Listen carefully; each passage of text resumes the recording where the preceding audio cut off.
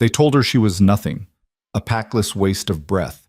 For 23 winters, Lyra scrubbed floors, swallowed insults, and survived in the shadows of wolves who would never claim her. Then Alpha Roderick Vane made his choice. Not his beloved daughter, but the servant girl no one would miss. Sent north to a cursed keep where noble-born women vanished into silence, Lyra walked toward certain death with nothing but frozen ground beneath her feet and rage burning quiet in her chest. She didn't know she was walking toward destiny. Stay until the end to see how a powerless servant becomes a queen. Like this video and comment which city you're watching from. The chains were too tight. Lyra didn't complain. Complaining required the belief that someone might listen, and she'd learned better than that before she turned 7. The wagon lurched over frozen ruts, iron wheels grinding against stone and ice. Each jolt sent pain shooting through her wrists where the manacles bit deep. 3 days north from the Vane stronghold, and the cold had stopped feeling like cold. It just was, a permanent state, like hunger or silence. "Sit still," one of the guards barked from the driver's bench. He didn't turn around. He hadn't looked at her directly since they'd left.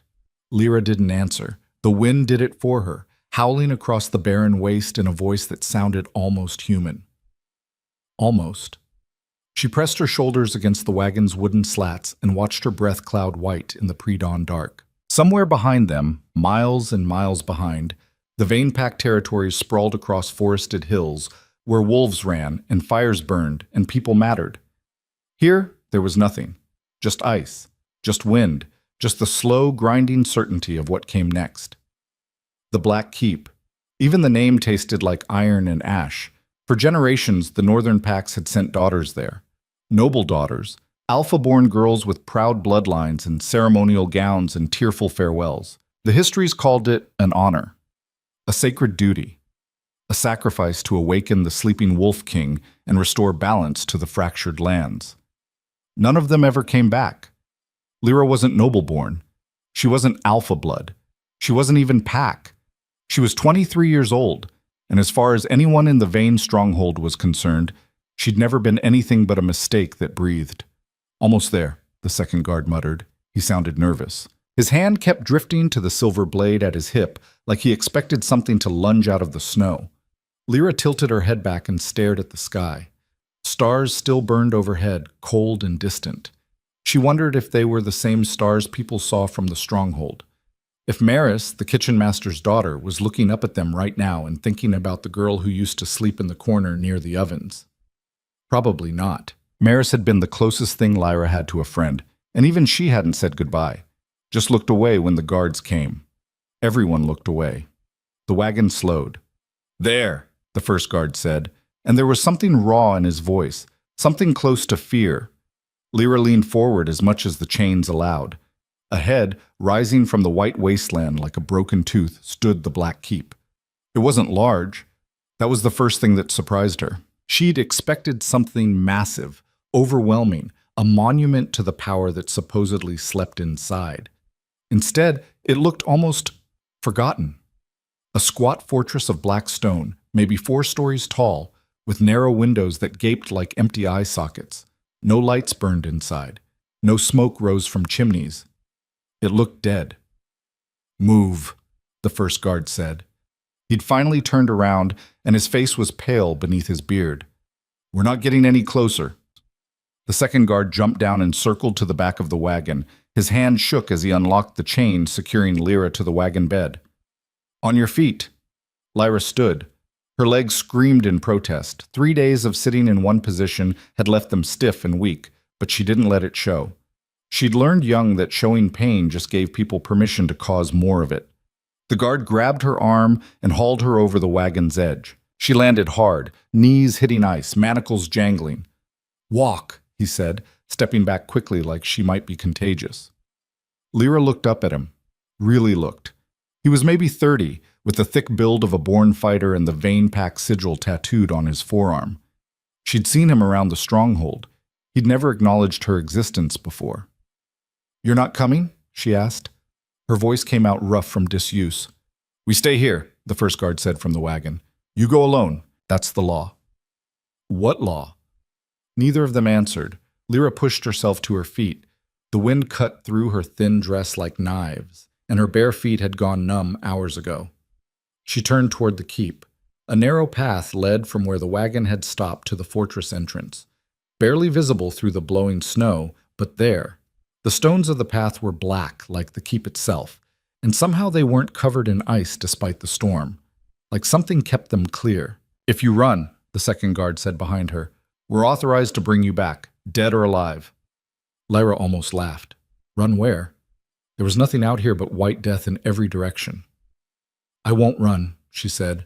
She started walking. The path was maybe 200 yards long, but it felt infinite.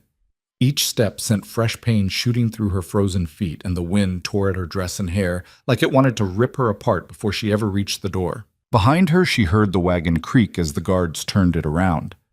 They were leaving. Of course they were. Lyra kept walking.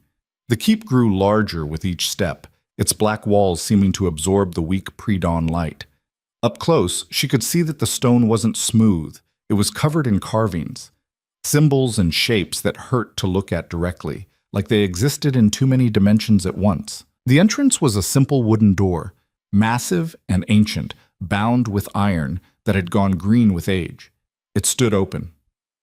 Lyra stopped at the threshold and looked back. The wagon was already a distant speck against the white horizon. Soon it would disappear completely, and she would be alone. She'd been alone her whole life. This was just a different kind of solitude. She stepped inside. The door slammed shut behind her. Lyra spun, heart hammering, but there was no one there. The door had simply closed, on its own. She took a shaking breath and looked around. The interior of the keep was dark, but not completely black. A strange blue-green light filtered in through the narrow windows, just enough to see by. The entry hall stretched ahead of her, empty except for dust and silence. Stone stairs climbed along the walls to higher levels. And everywhere, there were vines. They covered the walls like veins, thick as her wrist in places, growing in patterns that seemed almost deliberate. They weren't green. They were the same black as the stone, shot through with silver threads that pulsed faintly with their own light. Lyra took a step forward, and her foot hit something that crunched. She looked down. Bones. Small ones, birds maybe, or rats. They littered the floor in scattered piles, picked clean and white. Her breath came faster. This was wrong. Everything about this was wrong.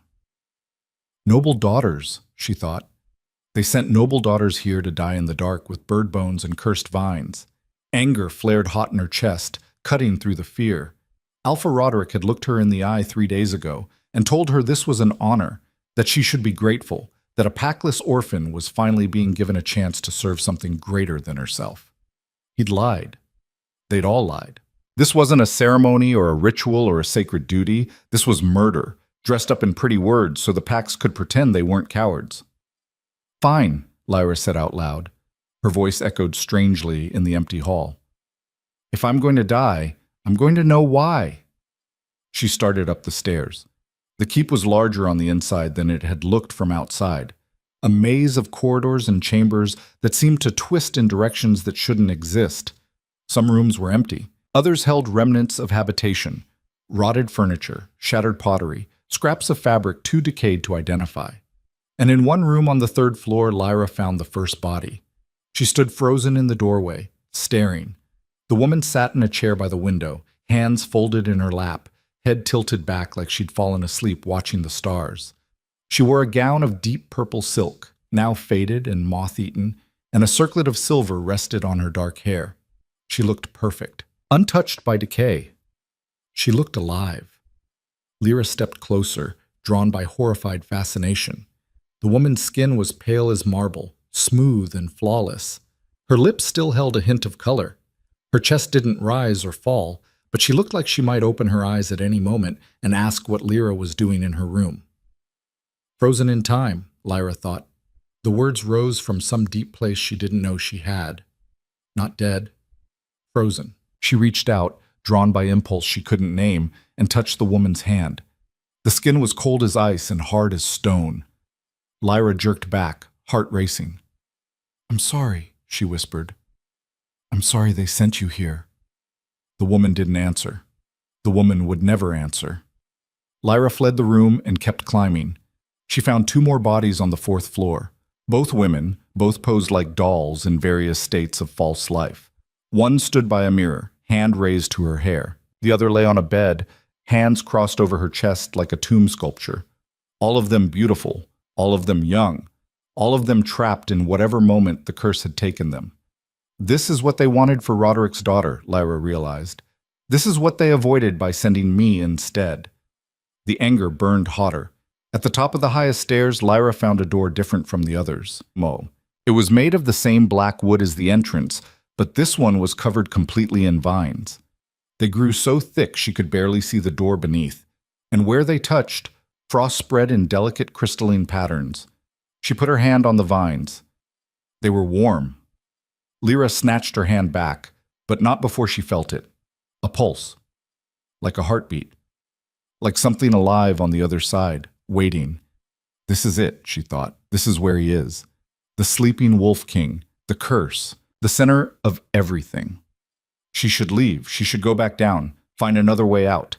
Try to survive the frozen waste rather than face whatever waited behind this door. But she'd never had choices before.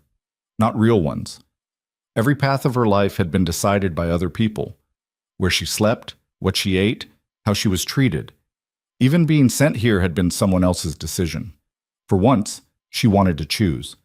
Lyra gripped the vines with both hands and pulled. They came away easier than they should have, peeling back like skin from a wound. Beneath them, the door shuddered and groaned. She pulled harder, tearing at the black tendrils, until finally the door stood clear. It swung open on silent hinges. The room beyond was circular, with walls of solid black stone rising to a domed ceiling. More vines covered everything, but these were different, thicker, older, pulsing with that same silver light. They converged in the center of the room, forming a cocoon around something man-shaped. Lyra walked forward like she was dreaming. Up close, she could see him through the gaps in the vines. A man, or something that had been a man once. Tall, powerfully built, with dark hair that fell past his shoulders and features that might have been handsome if they weren't frozen in an expression of absolute rage. His hands were raised as if he'd been fighting when the vines took him. His mouth was open in a soundless roar. The vines wrapped around him like chains, binding him in place, holding him suspended between one heartbeat and the next. This is Kael'rion, Lyra thought, the Wolf King who wouldn't die. She reached out, drawn by the same impulse that had made her climb the stairs, made her open the door, made her refuse to just lie down and accept death. Her fingers touched the vines. The thorns bit deep. Blood welled from her palm, bright red against the black vines, and where it touched, the silver light flared brilliant white. Lyra gasped and tried to pull back, but the vines had wrapped around her wrist, holding her in place. Her blood ran down the black tendrils, and everywhere it touched, they began to wither. The cocoon shuddered, cracked, began to fall apart. "No," Lyra said. "No, wait." The vines released her all at once, dropping her to the stone floor. The cocoon collapsed inward, and the man inside, the king, moved. His eyes opened. They were gold, pure molten gold, with vertical slits like a wolf's, and they fixed on Lyra with an intensity that froze her more effectively than any curse.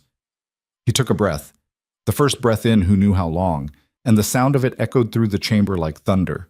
Then he stepped out of the withered vines and looked down at her. "You," he said, and his voice was raw and terrible and beautiful all at once. "You freed me." Lyra scrambled backward on the floor, cradling her bleeding hand. "I didn't mean, I just—" He knelt in front of her, moving faster than anything human should move, and caught her wrist. His hand was warm, solid, very, very real. He stared at her bleeding palm, then at her face, then back at her hand. "Impossible," he whispered. "What?" "Your blood." He turned her hand over, studying it like it held all the answers in the world. "It shouldn't have worked. The curse was bound to my bloodline. Only someone of royal descent could break it, and the royal lines are extinct. I made sure of that before—" He stopped. His golden eyes narrowed. "Who are you?" "Lyra," she said. Her voice shook. "Just Lyra. I'm nobody. I'm Packless. You're lying." "I'm not." "Then someone lied to you." He released her wrist and stood, pacing the chamber like a caged animal. The curse was specific: blood of the first royals, blood of the old covenant, blood of the line that bound me. That's the only thing that could break it. I don't have any of that, Lyra said. She pushed herself to her feet, legs shaking. I don't have anything. I grew up on scraps in a stronghold that didn't want me. I don't even know who my parents were.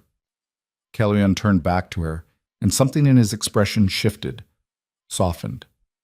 They hid you, he said quietly. Someone hid you. Someone knew what you were and buried it so deep even you didn't know. That's insane. Is it? He moved closer, and Lyra fought the urge to back away. Think. Have you always been powerless? Have there never been moments when things happened around you that shouldn't?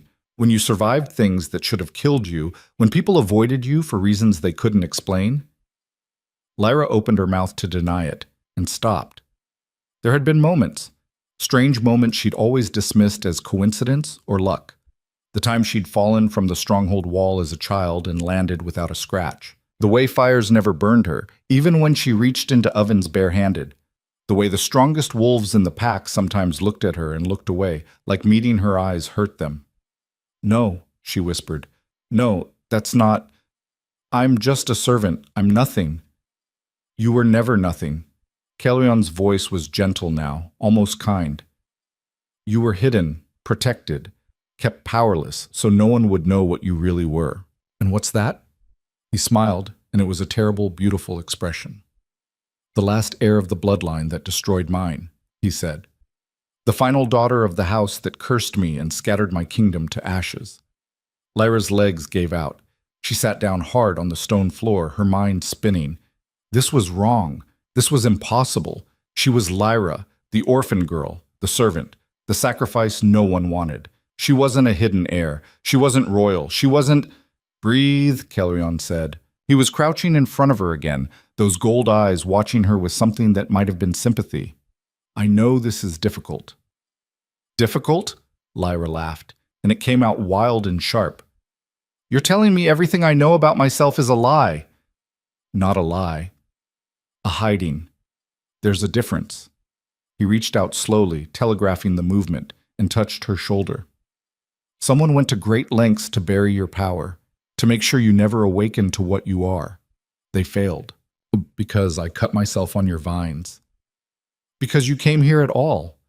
He stood and offered her his hand. Because some part of you, buried deep maybe, but still there, remembered what it was to be royal, what it was to command power instead of begging for scraps. Lyra stared at his hand for a long moment. Then, slowly she took it. He pulled her to her feet with easy strength, and for the first time in her life, Lyra stood before someone who didn't look at her like she was worthless. What happens now? She asked. Caelion's smile widened, and there was something fierce in it, something that promised violence and vengeance and change. Now, he said, we go pay a visit to the pack that threw you away, and we teach them what happens when you mistake a hidden queen for a disposable pawn.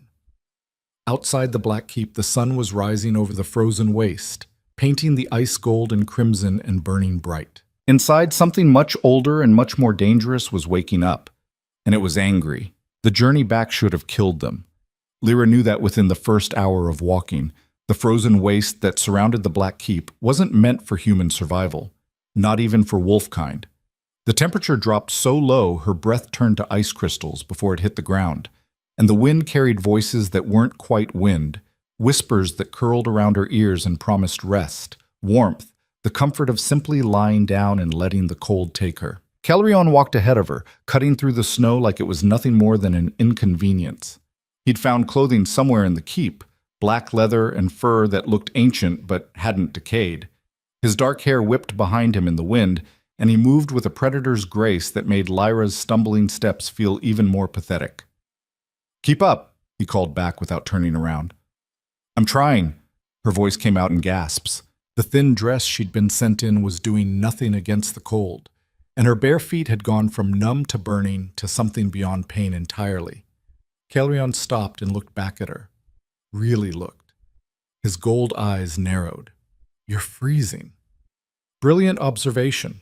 He moved back to her in 3 long strides and shrugged out of the fur cloak he wore. Before Lyra could protest, he wrapped it around her shoulders. It was heavy and warm and smelled like winter forests and something else, something wild and old. I don't need, she started. You'll die in the next mile without it, he cut her off. And I didn't break a 3-century curse just to watch you freeze on the walk home. 3 centuries? Lyra pulled the cloak tighter. You've been trapped for 300 years? Give or take a decade. He started walking again, slower this time. Time moves strangely under that kind of magic. Sometimes it felt like days, sometimes like forever. How did it happen? Caelryon was quiet for so long Lyra thought he wouldn't answer. Then he spoke, his voice flat and distant. Betrayal, he said. My own council turned on me. They feared what I was building. A unified kingdom where power came from merit instead of bloodline, where any wolf could rise regardless of their birth pack. The old families hated it. They wanted their territories, their little feudal kingdoms, their certainty that their children would inherit what they'd stolen. So they cursed you. They bound me, scattered my soldiers, burned my capital, and salted the earth so nothing would grow there again. His hands clenched at his sides. Then they spent the next 3 centuries sending sacrifices to awaken me, noble daughters they were happy to be rid of, pretending it was ceremony when it was really just murder dressed in ritual. Lyra thought of the frozen women in the keep, the one in purple silk with her hands folded so peacefully. What happened to them? She asked quietly. The ones they sent. The curse took them, used their life force to maintain itself, to keep me bound. Caelryon's voice had gone rough. I was awake for all of it, trapped, but awake. I felt every single one of them die to feed the magic keeping me prisoner. That's monstrous? He glanced back at her. Yes, but efficient. The families got rid of inconvenient daughters. The curse stayed strong, and everyone could pretend they were honoring some ancient compact instead of committing slow murder over generations. They walked in silence after that, the only sound the crunch of snow and the endless howl of wind. Lyra's mind raced, trying to fit together everything she'd learned. Her blood had broken the curse, which meant she carried the bloodline of the people who'd created it in the first place, the people Caelryon had good reason to hate. Are you going to kill me? She asked. Caelryon stopped so abruptly she almost walked into him. He turned, and his expression was complicated. Anger and confusion, and something that might have been offense all mixed together. Why would I kill you? Because I'm descended from the people who destroyed everything you built. You said it yourself, last heir of the bloodline that cursed you. You were a child raised in servitude, he said sharply. You had nothing to do with what happened 300 years ago. Punishing you for your ancestors' crimes would make me exactly the kind of tyrant they claimed I was. Lyra studied his face, looking for the lie. She'd gotten good at spotting lies over the years. Servants lived or died by their ability to read the moods of their masters. She didn't see deception in Caelryon's eyes, just exhaustion and an anger that wasn't directed at her. Okay, she said finally. Okay? I believe you. Something in his expression softened. You shouldn't trust so easily. I don't trust easily. I just recognize truth when I hear it. She pulled his cloak tighter. Besides, if you wanted me dead, you could have done it in the keep. Fair point. He almost smiled. Then his head snapped up, eyes fixed on something in the distance. We're not alone. Lyra followed his gaze. At first she saw nothing but white waste and gray sky. Then movement, dark shapes cutting through the snow, moving fast. Wolves, Caelryon said. A hunting pack. Are they coming for us? Probably. This is Vayne territory, and we're walking straight toward their stronghold. His voice had gone cold and tactical. When they get here, let me talk. Don't show fear. I'm not afraid of the Vayne pack. You should be.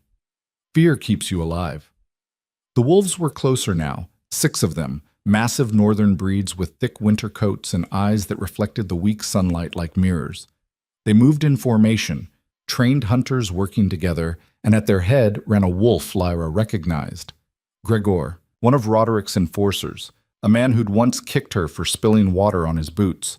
The wolves circled them at a distance, then began to shift. The transformation was quick and brutal, bones cracking, skin rippling, until 6 men stood where the wolves had been. They wore leather armor and carried weapons. and they all stared at Lyra like she was a ghost. Gregor recovered first. He was a thick-shouldered man with a scarred face and mean eyes, and he pointed his blade at Caelryon. "Name yourself," he barked. "Caelryon Stormbreaker," Caelryon said calmly. "Last king of the unified territories, first alpha of the Concordat, holder of the dead king." Gregor's sneer was ugly. "We heard the stories, children's tales to scare pups into obedience." "Do I look like a story?" Caelryon's voice dropped lower, and suddenly the temperature felt even colder. "Do I look dead?" The other hunters shifted uneasily. One of them, younger, less scarred, stared at Caelryon with something close to awe. "The sacrifices were supposed to keep you asleep," Gregor said. He looked at Lyra, and his expression twisted with contempt. "How did a packless waste like you manage to wake him?" "Magic doesn't care about your social hierarchy," Lyra said before she could stop herself.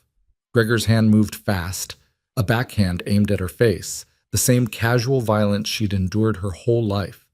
It never landed.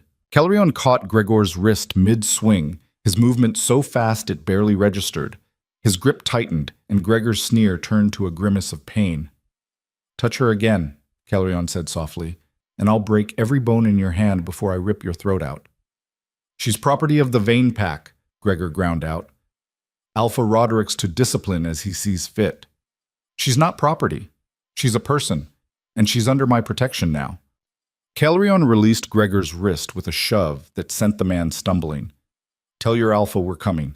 Tell him to prepare for our arrival, and tell him that if he values his position, if he values his life, he'll treat her with respect when we get there." "You can't just—" "I can." Caelryon's eyes flared gold, and suddenly the air around them felt charged, electric. "I am the Wolf King. My authority predates every pack in these territories by 300 years. Your Alpha holds power because my kingdom fell, but I'm awake now, and that changes everything." The young hunter took a step back. Then another.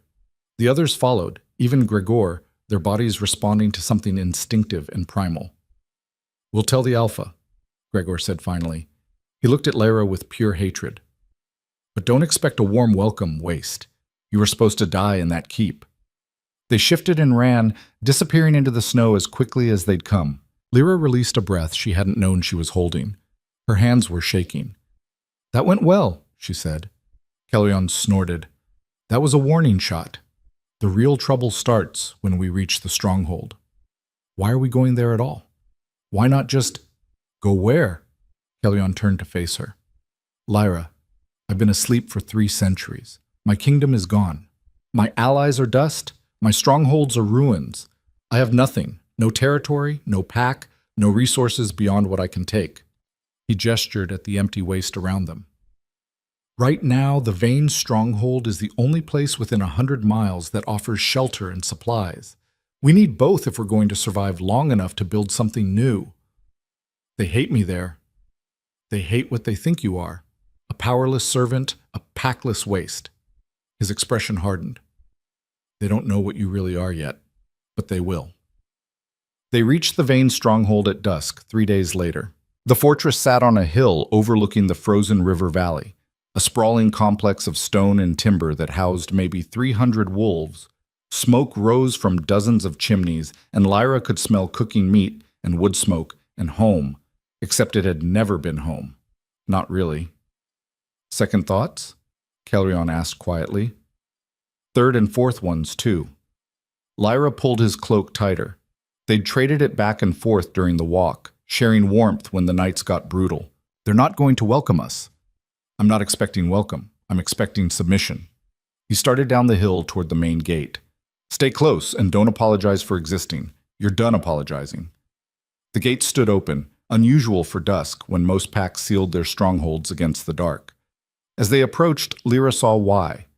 The courtyard beyond was packed with wolves, hundreds of them, all waiting in silence. At the center, on a raised platform, stood Alpha Roderick Vane. He was a big man, broad-shouldered and iron-haired, with the kind of face that looked friendly until you saw his eyes. Those were cold and calculating, always measuring, always judging. He'd ruled the Vein Pack for 20 years through cunning and brutality, and he wore his authority like a second skin. His daughter stood beside him, Celine, beautiful and cruel, her blonde hair braided back from a face that could have belonged to a statue. She was supposed to be the sacrifice. The noble daughter sent north to the Black Keep. Instead, she was here, alive, untouched, and Lyra was the one who'd walked into death, in her place. Well, Roderick's voice carried across the courtyard. The waste returns, and she's brought a guest. The pack laughed. It was a cruel sound, mocking and dismissive. Caelryon walked forward until he stood at the base of the platform, and the laughter died. Something about him, the way he moved, the way he held himself, demanded attention. Alpha Roderick Vane, he said clearly. I am Caelryon Stormbreaker, and I've come to discuss the terms of your surrender. Silence. Complete and total. Then Roderick laughed, a genuine surprised bark of amusement. My surrender? Boy, I don't know what lies this Packless whore told you, but Lyra felt it before she understood what was happening. A surge of heat in her chest, a pressure building behind her eyes, and suddenly she was moving forward, words spilling out before she could stop them. I didn't tell him anything, she said, and her voice didn't sound like her own anymore. It was stronger, harder. I didn't need to. He knows what you are, Roderick. You sent me to die so your precious daughter could live, and you called it duty. Roderick's expression darkened. You will address me as Alpha. You're not my Alpha. You never were. You just pretended you had authority over me because I was too weak to fight back. The heat in her chest was growing, spreading, and Lyra realized her hands were glowing, soft white light leaking between her fingers. But I'm not weak anymore. Lyra, Caelryon said quietly. Easy. But she couldn't stop. 23 years of swallowed rage was burning through her, demanding release. You want to know what I found in the Black Keep? She asked Roderick. Frozen women, noble daughters from a dozen packs, trapped in time, used as fuel for a curse you all knew existed but pretended was ceremony. She took another step forward. You're murderers, all of you. You just hide it behind tradition. Celine stepped forward, her beautiful face twisted with disgust. How dare you speak to my father like— Shut up, Lyra snapped, and the white light flared brighter. You were supposed to be the one to die. You were the noble sacrifice. But Daddy loved you too much to risk you, so he sent the Packless girl instead. She laughed, sharp and bitter. Except I didn't die. I broke the curse. I freed a king.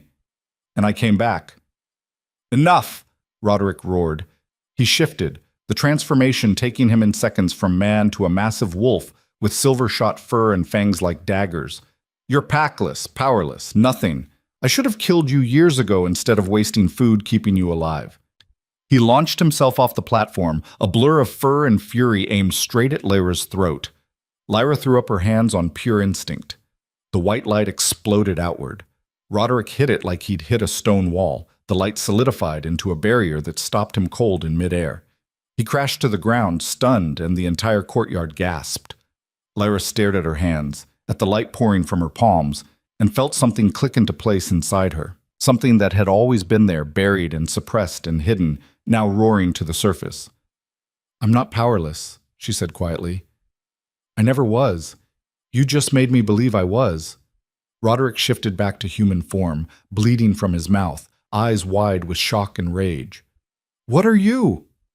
She's exactly what the curse recognized, Caelryon said. He'd moved to stand beside Lyra, his presence solid and supporting. Royal blood. Old magic. The kind of power you tried to breed out of existence because it threatened your comfortable little hierarchies. That's impossible. She's nobody. She's the reason I'm free. Caelryon's voice went hard. And she's the reason you're going to step down. Roderick laughed, but it sounded forced. You think you can just walk in here and take my pack? I don't want your pack. I want your stronghold, your resources, your territory. Caelryon looked around the silent courtyard. I'm rebuilding my kingdom, Roderick. You can either join me as an ally, or I'll tear this place apart and build on its ruins. Your choice. I choose to rip your throat out. Roderick shifted again, faster this time, and this time half the pack shifted with him.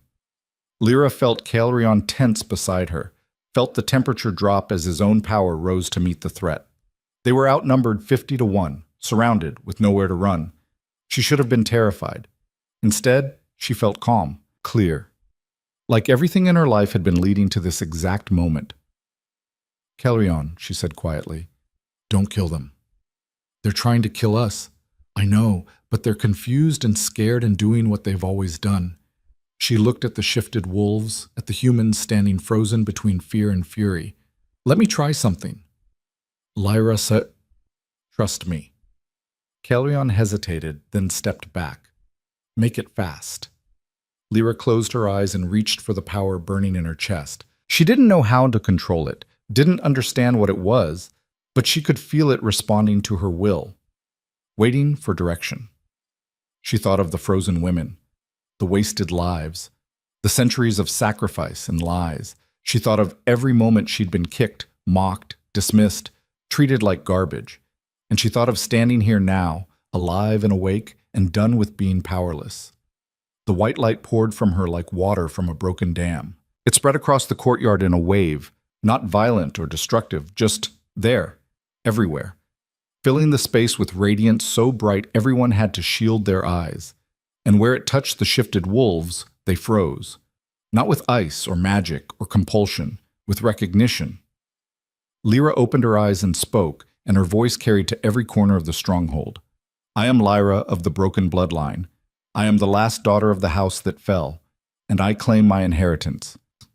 The light faded. The wolves shifted back to human, one by one, their bodies responding to something deeper than conscious choice. And in the silence that followed, slowly, one by one, they knelt. Not all of them. Roderick stood defiant on his platform, Celine beside him, along with maybe 24 loyalists. But the rest, the vast majority of the pack, bent their knees to the Packless girl they'd tormented for 23 years. Roderick's face had gone white with rage and fear. "This is treason," he hissed. "She's nothing. She's your queen," Kelrion said softly. "And you just lost." Roderick's face twisted into something ugly and desperate. He stared at his pack, at the wolves who'd served him for 2 decades, now kneeling before a girl they'd spent years treating like trash. "Get up," he snarled. "All of you, get up. That's an order." No one moved. Lyra stood in the center of the courtyard, her hands still glowing with residual light, and felt the weight of 300 pairs of eyes on her. The power that had surged through her moments ago was fading, leaving her shaky and hollow, but she kept her chin up and her expression steady. She'd learned young how to hide weakness. "This is madness," Celine hissed. She stepped forward, her beautiful face contorted with rage. "She's a servant, a nothing. Father, tell them." "I've told them for years," Roderick said quietly. His voice had gone flat and cold. "Apparently, they've decided to forget." Kelrion moved closer to Lyra, his presence a solid anchor. "It's over, Roderick. You can accept it with grace, or you can force us to make this ugly. Either way, you've lost." "Have I?" Roderick's smile was sharp and humorless. "You think showing some light tricks makes her a queen? You think ancient bloodline means anything in the real world?" He looked around at his kneeling pack. "You're all fools. She doesn't know how to rule. She doesn't know our customs, our laws, our alliances. The other packs will eat her alive." "Then teach her," Kelrion said. "Why would I do that?" "Because the alternative is exile. Or worse." Kelrion's gold eyes glinted dangerous in the fading light. "You sent her to die, Roderick. You looked a powerless girl in the eye and condemned her to death to save your daughter. That's not leadership. That's cowardice." Roderick's jaw clenched. For a moment, Lyra thought he might shift again, might throw himself at them in a final desperate attack. Instead, he laughed. A bitter, broken sound. "Fine," he said. "You want the stronghold? Take it. See how long you last when the Northern Alliance finds out a Packless orphan claims royal blood and thinks she can rule." He descended from the platform, moving stiffly. "I'll even stay and watch you fail. That'll be entertainment enough." "Father," Celine started. "Be quiet." Roderick's voice cracked like a whip. "We lost.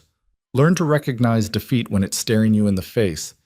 He walked past Lyra without looking at her, heading toward the main hall.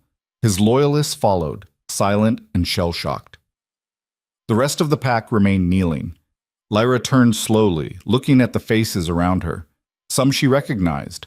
Wolves who'd ignored her, mocked her, made her invisible. Others were strangers, peripheral members of the pack she'd never interacted with. All of them watching her now with expressions ranging from awe to confusion to carefully hidden resentment. "You can stand," she said. Her voice came out rougher than she intended. "Please, this is weird." A ripple of uncertain laughter. Then slowly, they rose. An older woman stepped forward, Maris's mother, the kitchen master. She'd never been cruel to Lyra, but she'd never been kind either, just neutral, like Lyra was furniture that occasionally needed directing.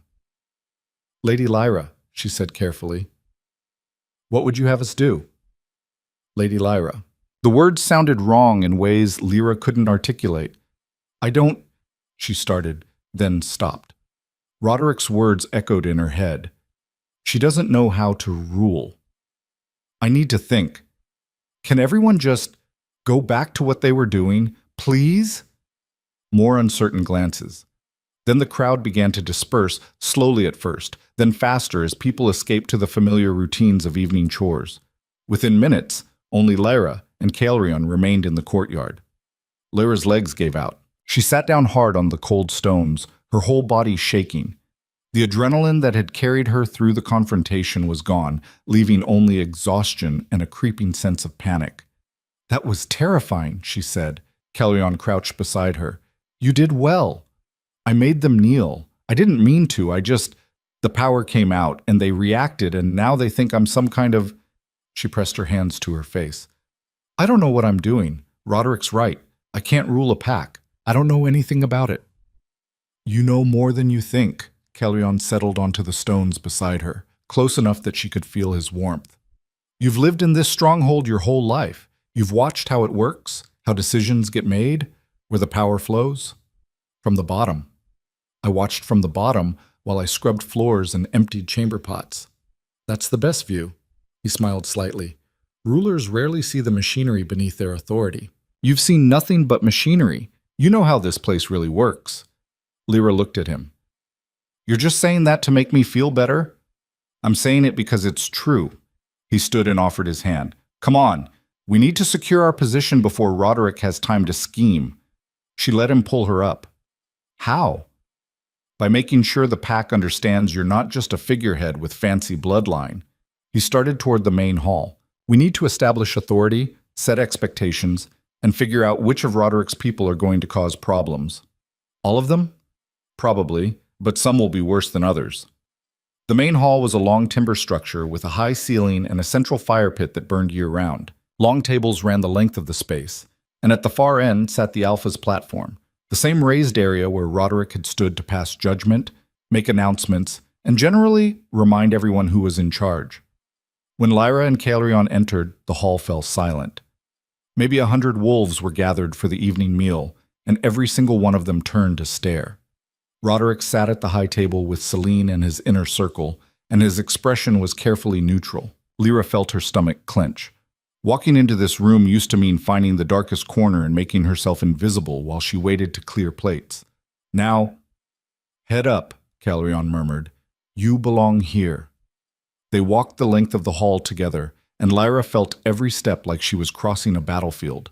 When they reached the platform, Roderick didn't move. "The high table is reserved for the Alpha and their chosen," he said calmly. "That's tradition." "Then the tradition just changed," Caelryon replied. He looked at Selene. "Move." Selene's eyes flashed. "How dare you? Move," Caelryon repeated, and this time there was weight behind the word. Not quite compulsion, but close. "Or I'll move you." Selene looked to her father. Roderick stared at his plate for a long moment, then nodded once. She stood and moved down the table, her movement stiff with fury.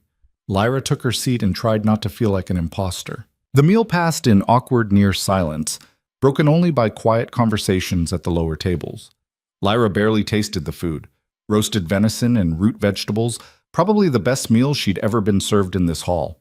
Usually she got scraps after everyone else had eaten. Halfway through, a young man approached the platform. Lyra recognized him, one of the hunters who'd confronted them in the waste, the younger one who'd looked at Caelryon with awe. "Lady Lyra," he said. and his voice carried a note of genuine respect. I'm Finn. I wanted to apologize for before, in the waste. I didn't know who you were. You knew exactly who I was, Lyra said quietly. You just didn't know what I was. Neither did I. Finn nodded slowly. The pack's talking. They're saying you broke the curse, freed the old king, brought him back from 300 years of sleep. That's mostly accurate. They're also saying you're going to tear down everything Alpha Roderick built and start over. Lyra glanced at Roderick, who was very carefully not listening. I don't know what I'm going to do yet. Well, when you figure it out, some of us want to help. Finn looked nervous but determined. The old ways weren't working for everyone. Maybe new blood at the top isn't a bad thing. He left before Lyra could respond. You're making allies, Kelrion observed. I'm making confused people who don't know what else to do, Lyra corrected. That's not the same thing. After the meal, Kelrion insisted on walking the stronghold's perimeter. He said it was to assess defenses, but Lyra suspected he wanted to give her a break from the staring. The night was brutally cold, the sky clear and filled with more stars than seemed possible. Their breath plumed white in the air as they walked the wooden ramparts that circled the stronghold. This place is vulnerable, Kelrion said, studying the walls. Single gate, wood construction, no secondary defenses. A determined attack would break through in hours. We've never been attacked, Lyra said. The Vane Pack has alliances with most of the northern territories. Alliances Roderick built. Alliances that might not transfer to you. He leaned against the rampart, looking out at the dark forest beyond. When word spreads about what happened today, every alpha in the northern territories is going to have an opinion. Most of those opinions will involve testing you. Testing how? Challenges. Raids. Political maneuvers designed to make you look weak or incompetent. He glanced at her. Some will be direct, some subtle, but they'll all come. You need to be ready. Lyra wrapped her arms around herself, suddenly feeling very small. I don't know how to be ready for that. You learn, fast. Kelrion straightened. Tomorrow we start training. Politics, combat, pack dynamics, everything you'll need to survive as a leader. I can't fight. I've never even held a weapon. Then we fix that. His expression softened slightly. Lyra, I know this is overwhelming, but you have advantages your enemies won't expect. You've lived at the bottom of the hierarchy. You know what it's like to be powerless. That's going to make you a better leader than most of the entitled alphas who've never questioned their authority. Or it'll make me a disaster who gets everyone killed. That's also possible, Kelrion admitted. But I don't think it's likely. They continued walking. At the eastern wall, they found Gregor standing watch. He stiffened when he saw them, his scarred face twisting with barely concealed hostility. Lady Lyra, he said, and the title sounded like an insult. Out for a stroll? Inspecting defenses, Kelrion said coolly. Any concerns to report? Just one. Gregor stepped closer. How long before the novelty wears off and people remember what she really is? A packless orphan who got lucky with bloodline she didn't even know she had. Careful, Kelrion's voice dropped dangerous. It's fine, Lyra said. She met Gregor's eyes directly. You're right, I am packless. I did get lucky, and I don't have any idea what I'm doing. She took a step closer. But I'm learning, and unlike Roderick, I remember what it's like to be at the bottom. So when I make decisions, I'll think about more than just keeping power. I'll think about the people those decisions affect. Gregor snorted. Pretty words. We'll see how long they last when the Northern Alliance comes calling. He walked away, his contempt hanging in the air like smoke. That one's going to be a problem, Kelrion observed. Most of them are going to be problems. Lyra turned back toward the main hall. But he's right about one thing. The Northern Alliance is going to come. When they do, we'll handle it. How can you be so sure? Kelrion smiled, sharp and fierce. Because I've been playing pack politics since before these territories existed, and I didn't survive 300 years of imprisonment to lose to provincial alphas with delusions of grandeur. The attack came 2 nights later. Lyra woke to the sound of screaming. She rolled out of bed, the alpha's chamber, which still felt wrong to occupy, and grabbed the heavy cloak Kelrion had given her. Outside her window, orange light flickered against the darkness. Fire. She ran into the corridor and nearly collided with Kelrion. He He was already armed, a long blade in each hand, his expression grim. "What's happening?" "Raid," he said shortly. "Southeast wall. At least 30 attackers, maybe more." "Who?" "Does it matter?" He grabbed her arm. "Come on. We need to get you somewhere safe." "I'm not hiding." I'm not hiding," she repeated firmly.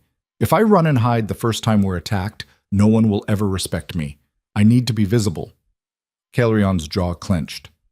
"You don't know how to fight." "Then give me a weapon and I'll learn fast." For a moment she thought he'd argue. Then he pulled a short blade from his belt and handed it to her. "Stay behind me. If someone gets close, go for the throat or the gut. Don't try to be fancy." They ran through the stronghold together. Other wolves were emerging from sleeping quarters, some already shifted, all armed and moving toward the sounds of combat. The organization was impressive. Roderick might have been a coward, but he'd clearly drilled his pack well. They reached the courtyard to find chaos. The southeast wall was burning, flames climbing the wooden ramparts and casting wild shadows across the grounds. Attackers were pouring through a breach in the defenses. Wolves Lyra didn't recognize, wearing armor marked with symbols she'd never seen. "Blackridge Pack," Calrion growled. "One of Roderick's old rivals. Someone must have told them about the change in leadership." A shifted wolf charged at them, all fangs and fury. Calrion met it with brutal efficiency, his blade finding the creature's throat before it could close the distance. Blood sprayed hot across the cold stones. Lyra tightened her grip on her weapon and tried not to be sick. More attackers came. The Vane Pack met them with organized resistance, forming defensive lines and working in coordinated units. Lyra spotted Finn fighting alongside 2 other young wolves, holding a choke point near the main hall. Then she saw Gregor. He was fighting, but not where he should be. Instead of reinforcing the breach, he was pulling wolves back, creating gaps in the defense. Sabotage. "Calrion!" Lyra shouted over the noise. "Gregor's working with them." Calrion followed her gaze and cursed. "Fall back to the hall. I'll handle—" An attacker broke through the lines, heading straight for Lyra, a massive shifted wolf with gray fur and scars across its muzzle. It moved fast, too fast, and Lyra knew she couldn't dodge. She threw up her hands on pure instinct, and the white light exploded outward. The wolf hit the barrier and yelped, thrown backward with enough force to crack its skull against the courtyard stones. It didn't get up. Lyra stared at her glowing hands, at the dead wolf, at the sudden silence spreading around her.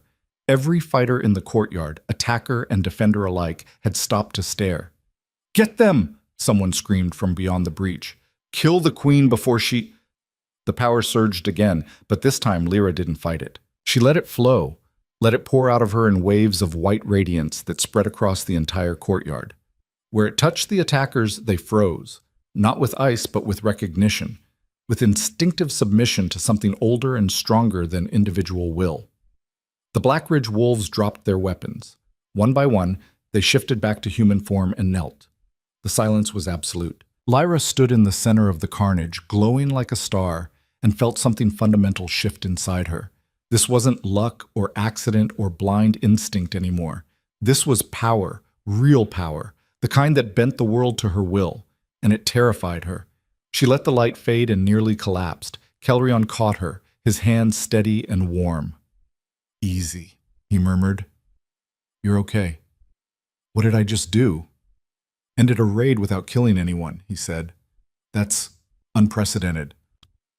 Around them, the Vane Pack was securing the surrendered Blackridge wolves. Finn was organizing the effort, barking orders with surprising authority. Roderick appeared from the main hall, taking in the scene with sharp eyes. He looked at the kneeling attackers, at Lyra, back to the attackers. "Well," he said finally, "that's one way to handle a raid."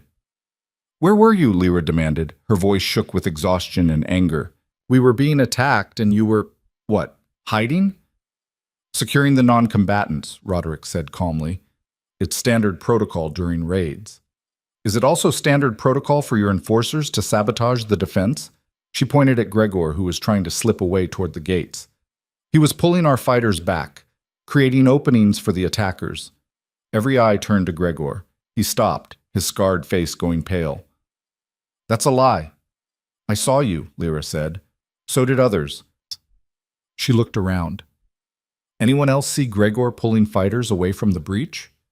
Slowly, 3 hands went up, then 5, then a dozen. Gregor's expression twisted with rage and desperation. She's a packless waste playing at being alpha. I was trying to get us all killed, Finn interrupted. I saw it too. You were working with them. Gregor? Roderick's voice was cold and hard. Is this true? I was protecting the pack from her. Gregor pointed at Lyra with a shaking hand. She's going to destroy everything you built. I was trying to fix it before what? Calrion asked quietly. Before she proved she could defend this stronghold better than your former alpha? Before she showed mercy to defeated enemies instead of slaughtering them? She's weak, Gregor spat. Mercy is weakness. The old ways are over, Lyra said. She was so tired she could barely stand, but she forced steel into her voice. You want to know what I am, Gregor? I'm the orphan girl who survived 23 years in a pack that treated her like garbage.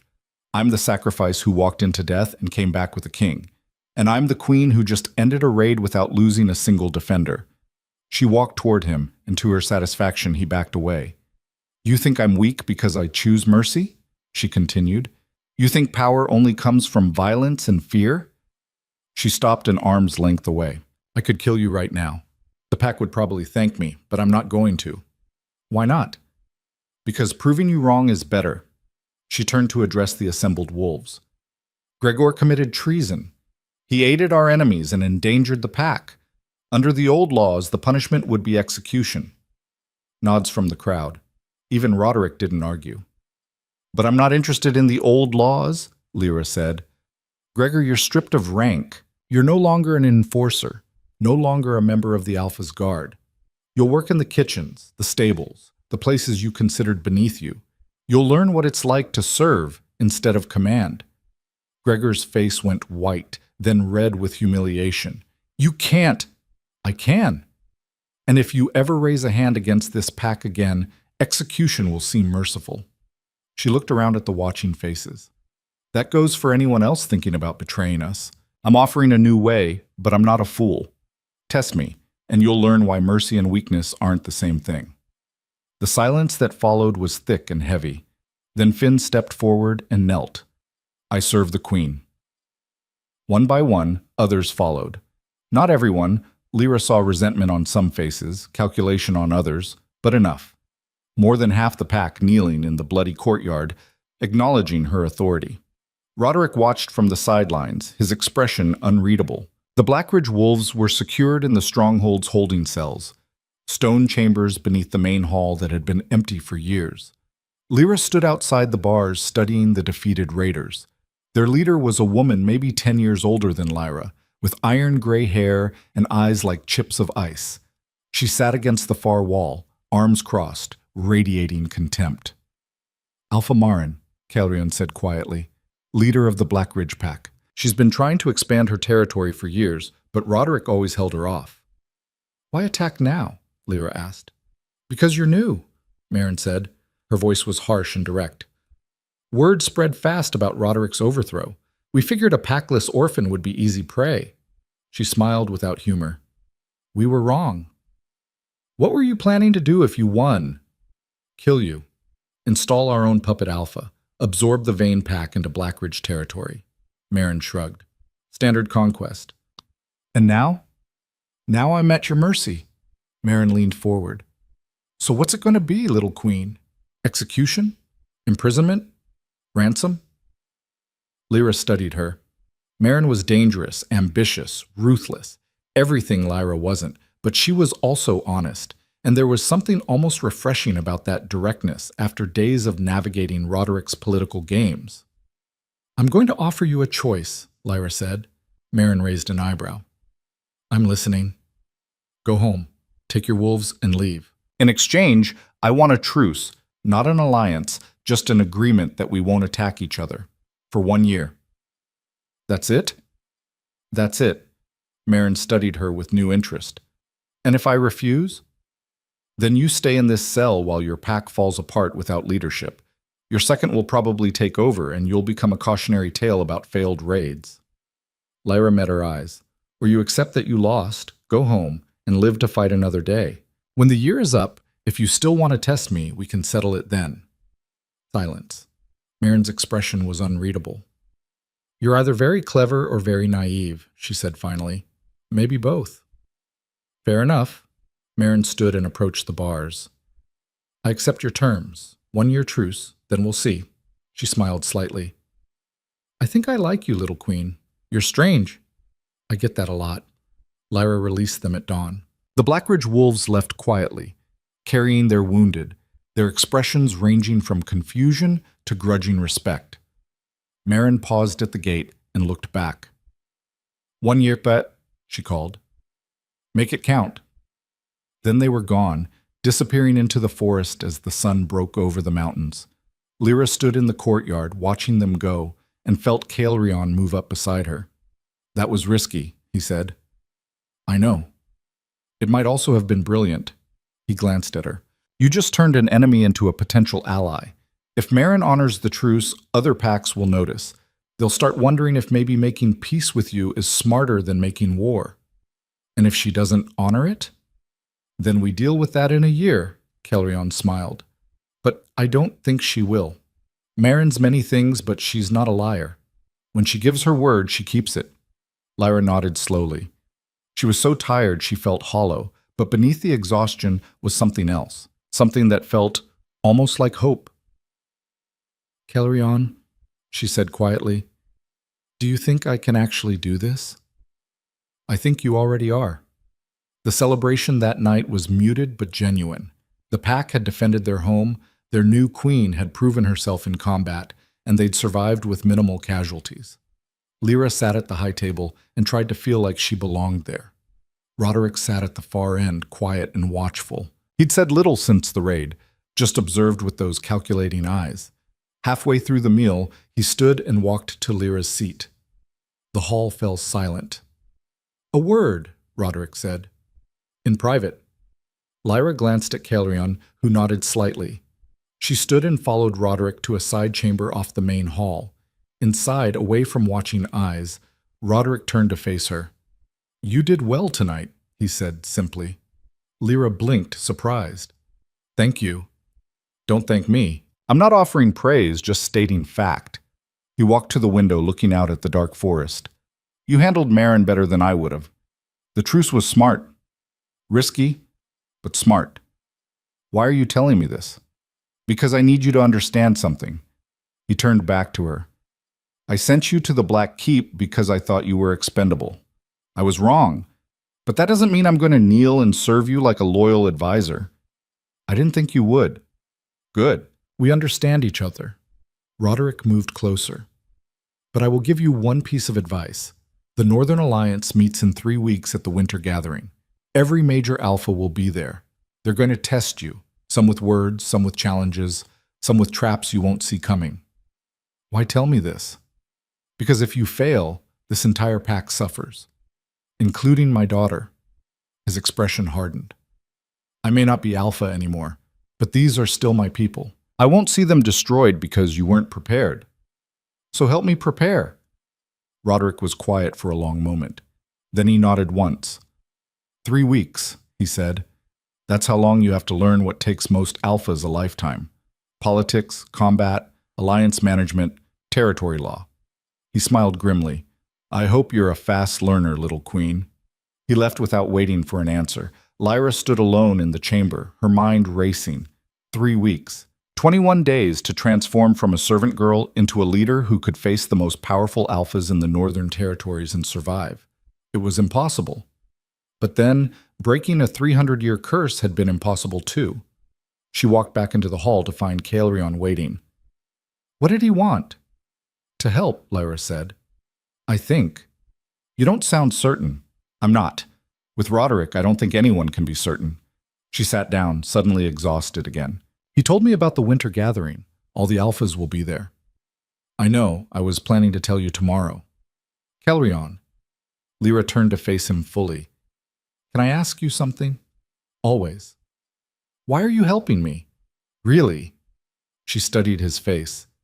You could have left after I freed you, gone anywhere, rebuilt your kingdom on your own terms. Instead, you stayed. Why? Caelryon was quiet for a moment, his gold eyes reflecting the firelight. Because for 300 years, I watched noble daughters die to feed the curse that imprisoned me, he said finally. Young women sacrificed by families who cared more about power than people, and I couldn't do anything to stop it. His expression softened. Then you walked in. Not noble, not wanted, not supposed to matter, and you broke something that should have been unbreakable. That's not an answer. Yes, it is. He smiled slightly. You're living proof that power doesn't come from bloodline or status. It comes from will and courage and refusing to accept the role people force on you. That's exactly what I was trying to build before the curse.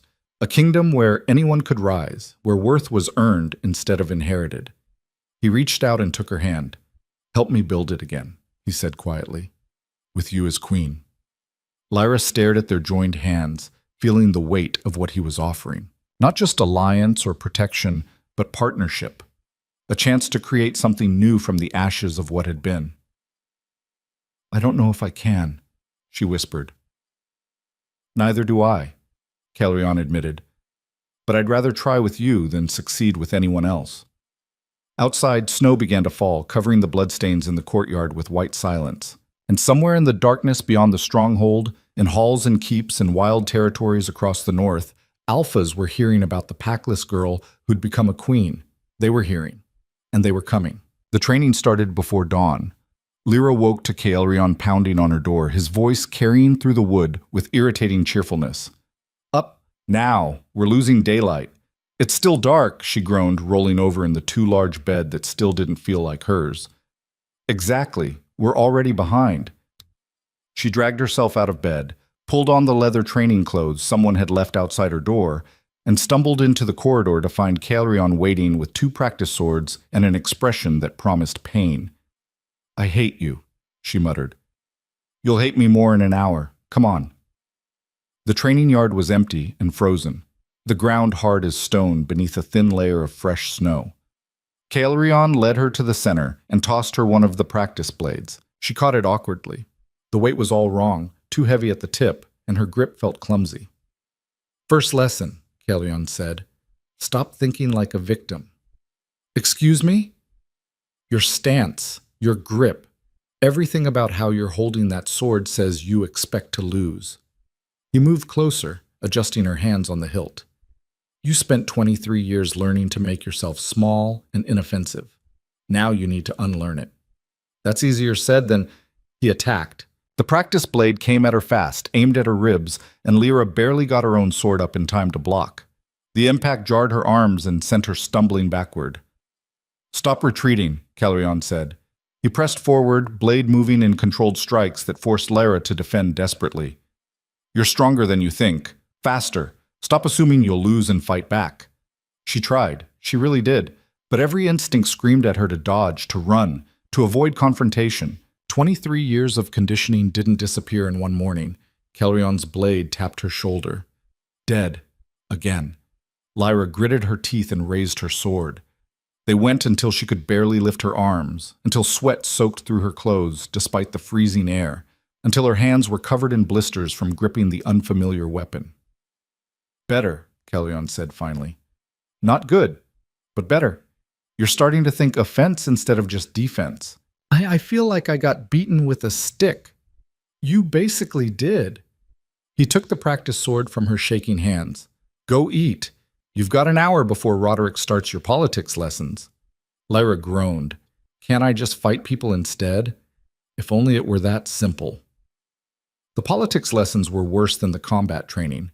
Roderick had commandeered a small chamber off the main hall and filled it with maps, treaties, alliance documents, and territory agreements dating back decades. He sat behind a table covered in papers and gestured for Lyra to sit across from him. The Northern Alliance is made up of 17 packs. He began without preamble. Each controls territory ranging from a few hundred square miles to over 1,000. They're bound by treaty to meet twice yearly and settle disputes through negotiation instead of open warfare. That sounds civilized. It's anything but. Roderick spread a map across the table. The treaties have more loopholes than actual rules, and every alpha spends half their time scheming how to expand without technically breaking the agreements. He started pointing to different territories, naming alphas and their packs. Lyra tried to keep track, but the information came too fast. Ironwood Pack to the west, led by Alpha Theron, aggressive and expansionist. Silverbrook to the north, led by Alpha Kale, old and cunning. Stone Ridge to the east, led by the Alpha Lyra, had just made a truce with. And the Winter Gathering, Roderick continued. It's technically a celebration of the solstice, but it's really a showcase. Alphas bring their strongest warriors, their most accomplished pack members, their wealth and power on full display. It's where alliances are forged and broken, where challenges are issued, where reputations are made or destroyed. And I'm supposed to walk in there as a brand new alpha who used to scrub floors. Exactly. Roderick leaned back. They're going to test you. Some will be direct, challenge you to combat or contests of strength. Others will be subtle, political traps, social manipulation, attempts to make you look incompetent or weak. How do I defend against that? By being smarter than they expect. He pulled out another document. This is a list of every alpha attending. Study it. Learn their histories, their grudges, their ambitions. Know who hates who and why. That information is armor. Lyra took the paper and stared at the names. 17 alphas, 17 packs, hundreds of years of tangled politics and bitter feuds. 3 weeks, she said quietly. I have 3 weeks to learn what you spent decades mastering. Yes. Roderick's expression was grim. So stop wasting time feeling sorry for yourself and start studying. The days blurred together in a brutal rhythm. Combat training with Kelrion at dawn, politics lessons with Roderick until midday, then afternoon spent meeting with pack members and learning the actual mechanics of running a stronghold. Food stores, patrol schedules, dispute resolution, resource management, all the invisible work that kept 300 wolves alive through a northern winter. Lyra fell into bed each night too exhausted to dream. But she was learning, slowly, painfully, but learning. Her sword work improved from completely hopeless to merely bad. She started to recognize the patterns in pack politics, the way favors and obligations flowed between families like underground rivers. She learned which wolves respected her new authority and which merely pretended, which could be trusted and which needed watching. And her power, the strange white light that had broken the curse and stopped attacks, began to respond more consistently to her will. She practiced in secret, calling it forth and dismissing it, learning to control the intensity and reach. 1 week before the Winter Gathering, everything changed. Lyra was in the training yard working through sword forms Kelrion had taught her, when Finn came running across the courtyard. "Lady Lyra," he gasped. "Visitors, at the gate." She lowered her practice blade. "Who?" "Alpha Theron, from Ironwood Pack." Finn's expression was worried. "He's got 30 warriors with him, and he's demanding to see you." Lyra's stomach clenched. Theron was one of the names Roderick had warned her about most strongly. Aggressive, ambitious, and known for testing new alphas with impossible demands. "Where's Kelrion?" "Hunting. He won't be back for hours." "Of course. Because nothing ever happened conveniently." "Get Roderick," Lyra said, "and assemble the guard. Full show of force." Finn ran. Lyra took a breath, centered herself, and walked toward the gates trying to look like a queen instead of a terrified girl playing dress-up. Alpha Theron waited outside the stronghold with exactly the kind of presence Lyra had dreaded. He was massive, easily 6.5 feet tall, built like a bear, with iron gray hair and a face that looked like it had been carved from granite. His warriors flanked him in perfect formation, all wearing matched armor and carrying weapons that gleamed with recent sharpening. Lyra approached the gate with Roderick at her side and 20 of her own guards arrayed behind her. It wasn't nearly as impressive as Theron's display, but it would have to do. "Alpha Theron," she said, keeping her voice steady. "Welcome to Vane territory. What brings you here?" Theron studied her with pale blue eyes that missed nothing. "So it's true. Roderick really did lose his pack to an orphan girl." "Roderick stepped aside," Lyra corrected. "And I prefer Queen." "Queen." Theron smiled, but it didn't reach his eyes. Bold claim for someone who's held power for less than 2 weeks. Bold facts require bold claims. A ripple of surprised laughter from Theron's warriors. The Alpha himself looked momentarily taken aback, then genuinely amused. "I like you," he said. You've got spine. He gestured to his warriors. I came to test whether the stories were true. They say you defeated a raid from Blackridge without losing a single defender. That you forced Marin to kneel. The stories are mostly accurate. Then prove it. Theron stepped forward. My pack and yours. A contest. 3 challenges: combat, strategy, endurance. Winner takes 100 square miles of the loser's territory. Lyra's mind raced. This was exactly the kind of trap Roderick had warned about. Accept and risk losing valuable territory before she'd even established her rule. Refuse and look weak in front of a powerful alpha. No, she said. Theron's expression darkened. You refuse. I counter-offer. Lyra took a breath, praying she was reading this right. 3 challenges, as you said, but instead of territory, winner gets first pick of hunting rights in the disputed borderlands between our packs. Theron's eyes narrowed. The borderlands have been contested for 30 years. Exactly. Neither of us truly controls them, so we both lose resources fighting over them. This way, we settle it cleanly. She met his gaze. Unless you're not confident your pack can win. The challenge hung in the air like smoke. Roderick made a small sound beside her. Approval or horror, Lyra couldn't tell. Theron was quiet for a long moment. Then he threw back his head and laughed. A genuine booming sound. You've got teeth, little queen. I'll give you that. He extended his hand. Done. 3 challenges. Winner takes the borderland hunting rights. We compete at the winter gathering where all the alphas can witness. Lyra shook his hand, feeling the crushing strength in his grip.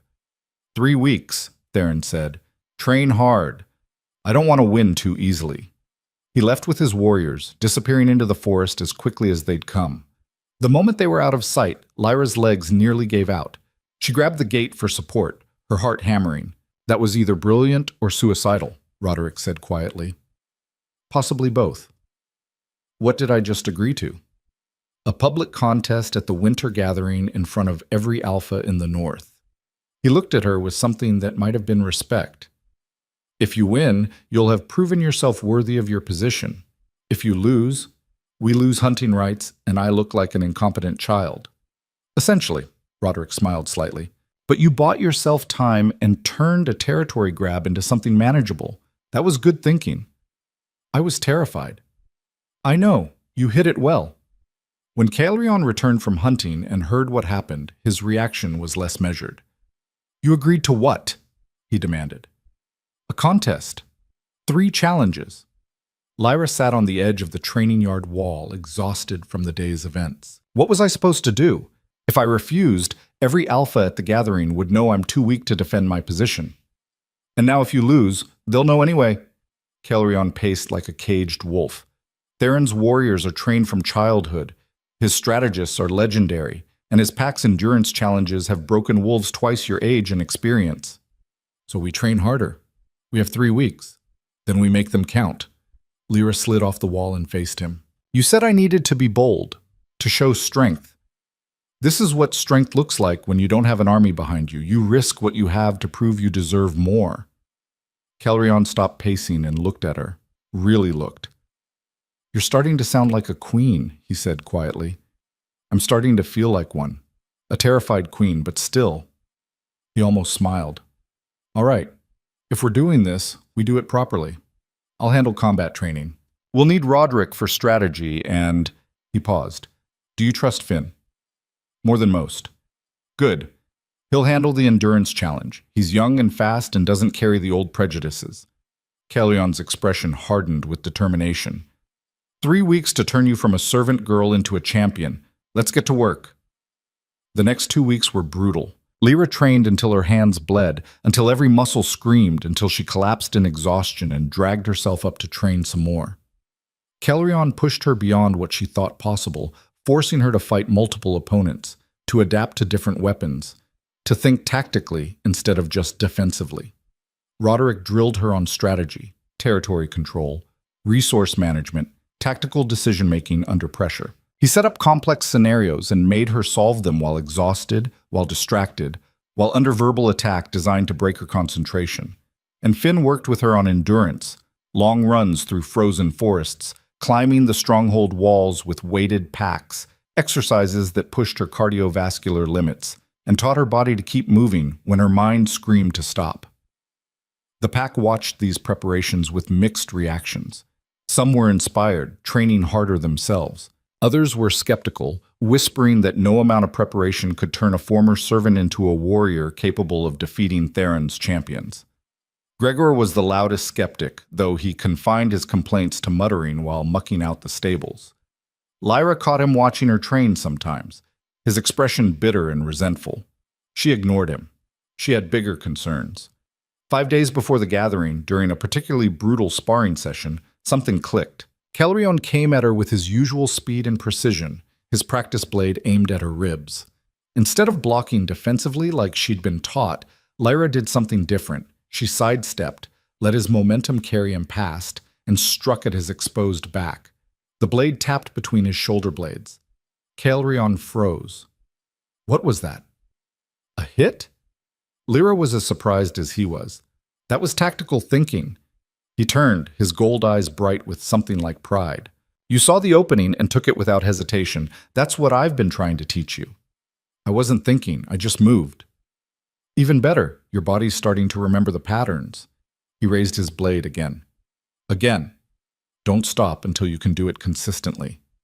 They went until Lyra landed 3 more hits in a row. When Kelrion finally called a halt, both of them were breathing hard and grinning. You're ready, he said. For the combat challenge? For all of it. He clasped her shoulder. You're not the same person who walked out of the Black Keep. You know that, right? Lyra thought about it. The girl who'd been sent north to die would never have challenged an alpha, never have stood up to Theron, never have pushed her body to these limits. I'm still scared, she admitted. Good. Fear keeps you sharp. Kelrion's expression grew serious. Tomorrow we leave for the gathering. The journey takes 2 days, and when we arrive, everything changes. Are you ready? Lyra looked around the training yard, at the stronghold beyond, at the pack that had gone from ignoring her to watching her every move. No, she said honestly, but I'm going anyway. They left at dawn with an entourage of 20 wolves, enough to make a showing, but not so many the stronghold would be left vulnerable. Roderick came, surprisingly, along with Finn and a selection of the pack's best warriors. Celine stayed behind to manage the stronghold, and the look she gave Lyra as they departed could have frozen water. The journey north was cold and hard, the winter landscape unforgiving. But Lyra had walked through worse to reach the Black Keep, and this time she had warm clothes, good boots, and companions who actually wanted her to survive. They camped the first night in a clearing surrounded by ancient pines. While the others set up tents and started fires, Lyra walked to the edge of the camp and stared up at the stars. Nervous? Roderick appeared beside her, quiet for such a large man. Terrified. Good answer. He was quiet for a moment. You know, when I sent you to the keep, I didn't think about you at all. You were just a solution to a problem, a way to protect Celine without technically breaking the sacrifice tradition. I know. I was wrong to do that. Roderick's voice was rough. Not just wrong to send you, but wrong to spend 23 years treating you like you didn't matter. You deserved better. Lyra looked at him, searching for the trap. Why tell me this now? Because tomorrow you're walking into a gathering of alphas who will all make the same mistake I did. They'll see a young, inexperienced female from a powerless background, and they'll dismiss you. He met her eyes. Don't let them. You broke a curse that held for 3 centuries. You freed a king. You defended a stronghold against a raid. You're more than any of them expect, and that's your greatest weapon. That almost sounded like faith in me. Call it pragmatic optimism. Roderick almost smiled. If you fail tomorrow, my pack suffers. So I'm invested in your success. Honest as always. It's one of my few virtues. The winter gathering was held at Silverbrook Territory, in a valley where ancient standing stones created a natural amphitheater. As Lyra's group descended the final ridge, she got her first look at the assembled packs. There had to be 500 wolves gathered in the valley, tents and banners and fires spreading across the snow like a temporary city. At the center, the standing stones rose dark against the white landscape, and between them, alphas and their chosen guards had begun to gather. This is insane, Lyra breathed. This is politics, Kelrion corrected. Remember what Roderick taught you. Watch. Listen. Don't commit to anything until you understand all the angles. They descended into the valley. Eyes tracked their approach, hundreds of them, watching the infamous Packless queen who'd overthrown an alpha and claimed ancient bloodline. Lyra kept her head high and her expression calm, even as her stomach churned with anxiety. The center of the gathering was dominated by a large circular space between the standing stones. Alpha Kale, ancient and gray, leader of Silverbrook Pack, stood at the north point, his weathered face creased with years of hard living. "Alpha Lyra," he called as she approached. His voice carried easily across the assembly. "Welcome to the winter gathering. We've heard much about you." "Alpha Kale," Lyra inclined her head respectfully. "Thank you for hosting." "Hosting is tradition." Kale's pale eyes studied her with unsettling intensity. "Though this year's gathering promises to be more interesting than most, I hear you've made a wager with Theron." "A contest," Lyra corrected, "to settle the question of borderland hunting rights." "Ah, semantics." Kale smiled thinly. "Still, a bold move for one so new to leadership. Are you prepared to compete?" "I am." "We'll see." Kale raised his voice to address the full assembly. "Let the winter gathering commence. All alphas to the circle." 17 alphas moved forward, forming a ring inside the standing stones. Lyra took her place among them, acutely aware that she was the youngest by at least a decade and the only female alpha present. They were all staring at her. "First order of business," Kyle announced. "Alpha Lyra's claim to leadership of the Vane Pack. Normally, a new alpha would be acknowledged automatically, but given the unusual circumstances of her rise, objections may be heard." Silence. Then Alpha Marcus from Ravenclaw Pack stepped forward. He was middle-aged and lean, with sharp features and shrewd eyes. "I object," he said clearly. "Alpha Lyra claims royal bloodline, but she was raised packless and has no proof of lineage beyond breaking a curse that may have simply weakened over time. I challenge her right to hold alpha status." Murmurs rippled through the assembly. Lyra's hands clenched at her sides. This was exactly what Roderick had warned about. Political challenges designed to undermine her before the physical contests even began. "The curse was bound to bloodline," Caelrion said, stepping into the circle. "It could only be broken by someone carrying the royal line. That's not opinion. That's how the magic worked."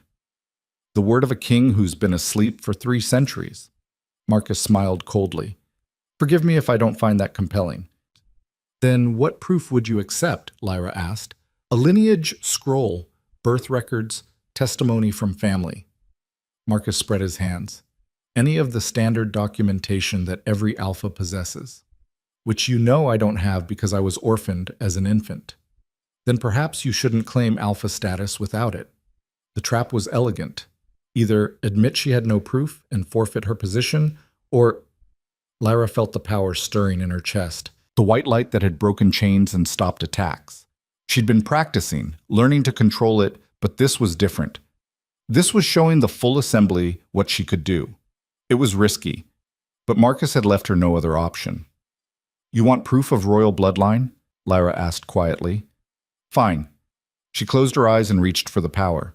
It came eagerly, flooding through her like sunlight through clear water. She let it build, let it grow, until her skin began to glow with soft white radiance. Then she released it. The light poured from her in waves, spreading across the entire gathering. Where it touched wolves, they felt it, the unmistakable pressure of old magic, ancient power, the kind of sovereignty that predated pack politics by centuries. Every wolf in the assembly felt their knees buckle with the instinctive urge to submit. Even the alphas. Lyra held the power for 10 heartbeats, letting everyone feel the full weight of it. Then she pulled it back, drawing the light into herself until it faded completely. The silence that followed was absolute. "That," she said clearly, "is proof enough." Marcus had gone pale. Around the circle, alphas stood frozen with varying expressions of shock, awe, and calculation. Kyle was the first to recover. A slow smile spread across his ancient face. "I believe the objection has been answered," he said dryly. "Any other challenges to Alpha Lyra's authority?" Silence. "Good. Then let us move to the scheduled contest between Vane Pack and Ironwood Pack." The 3 challenges were set to begin at dusk. Combat first, then strategy, then endurance. Each would be judged by a panel of 3 neutral alphas, and the winner would be determined by best of 3. Lyra stood with her champions, Caelryon for combat, Roderick for strategy, and Finn for endurance, and tried not to throw up from nerves. Theron approached with his own 3 champions, all of them massive and experienced and looking supremely confident. "Last chance to withdraw," Theron said, though his tone was friendly. "No shame in admitting you're outmatched." "We'll see who's outmatched," Lyra replied. The combat challenge took place in a cleared circle marked by torches. Caelryon faced Theron's champion, a scarred veteran named Court, who moved like controlled violence. They circled each other, weapons ready, and the entire assembly fell silent to watch. Court attacked first, his blade moving in powerful strikes designed to overwhelm through sheer force. Caelryon met him calmly, his movements economical and precise, defending without wasting energy. The fight lasted 7 minutes. Court was strong and skilled, but Caelryon had 300 years of experience distilled into instinct. He waited until Court overextended on a particularly aggressive strike, then moved, a blur of speed that ended with his blade at Court's throat. "Yield," the judges called. First point to Vane Pack. The strategy challenge was more complex, a theoretical scenario involving resource management, alliance building, and tactical positioning. Roderick faced Theron's strategist across a map table, both working to solve the same problem with different approaches. Lyra couldn't follow all the nuances, but she watched Roderick work with cool precision, building a solution that accounted for multiple contingencies and unexpected variables. When the judges deliberated, they awarded the point to Ironwood Pack by a narrow margin, 1-1. Everything came down to endurance. The final challenge was simple in concept, but brutal in execution. A race through treacherous forest terrain carrying weighted packs with obstacles and hazards designed to break contestants physically and mentally. Finn stood at the starting line beside Theron's champion, a young wolf named Garrett who had a reputation for never quitting. "Don't try to keep pace with him," Lyra told Finn quietly.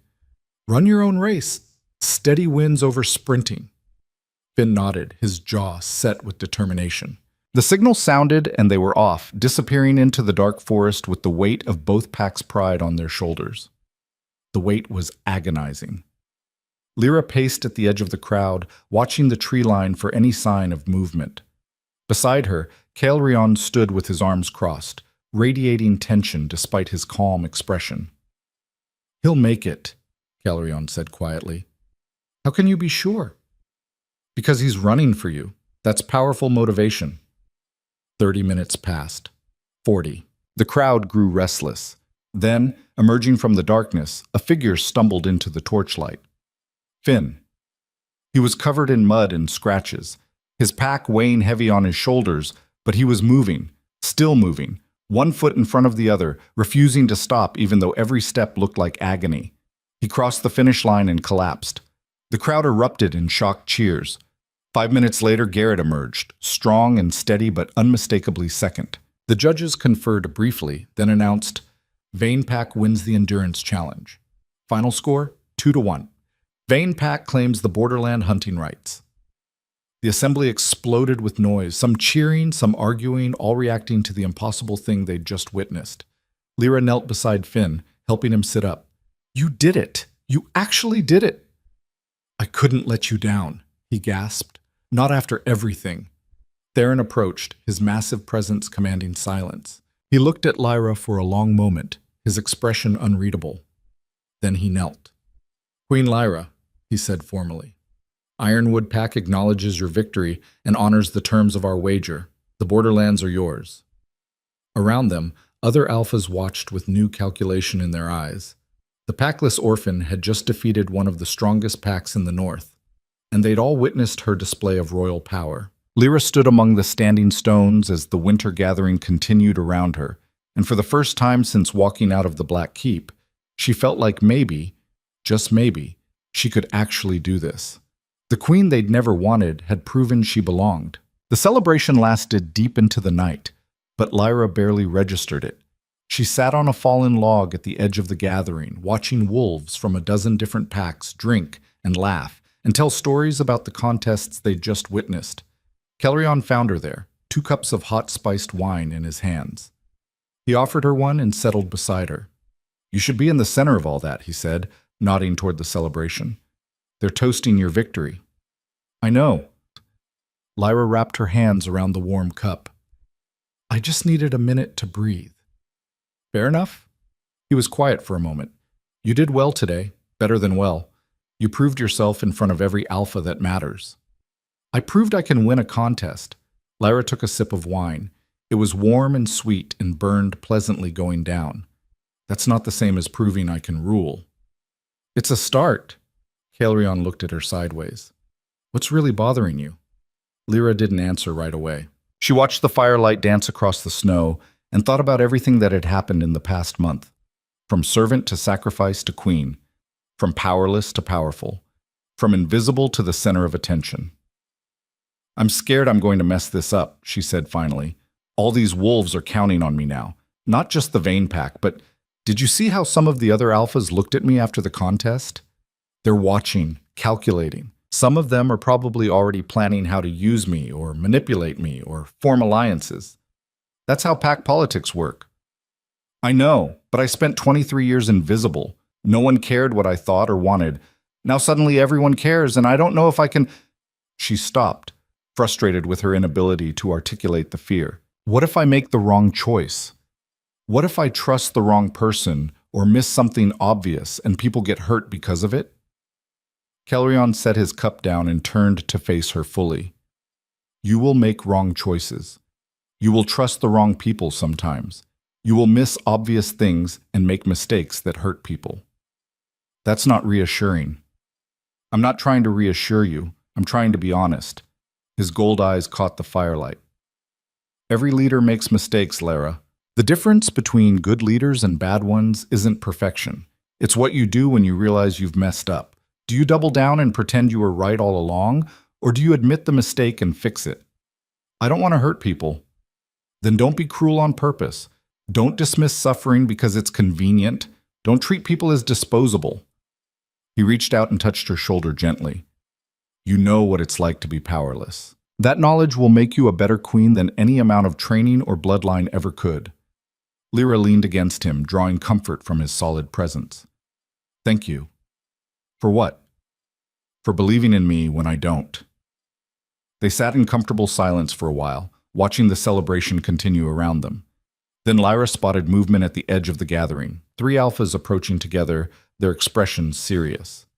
Caelryon saw them too and straightened. "Company."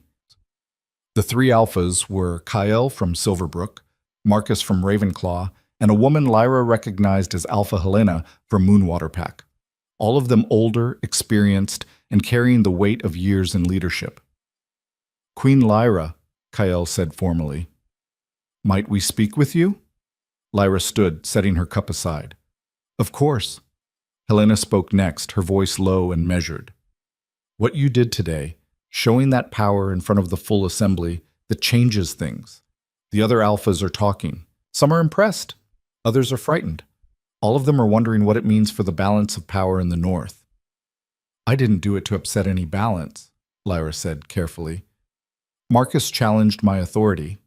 I defended it." "We know." Marcus had the grace to look uncomfortable. "And I apologize for forcing your hand. But Helena's right. That kind of power, old magic, royal sovereignty, it hasn't been seen in the Northern Territories for centuries. People don't know how to respond." "What are you asking me?" Kale exchanged glances with the other 2, then spoke. "We're proposing something unprecedented.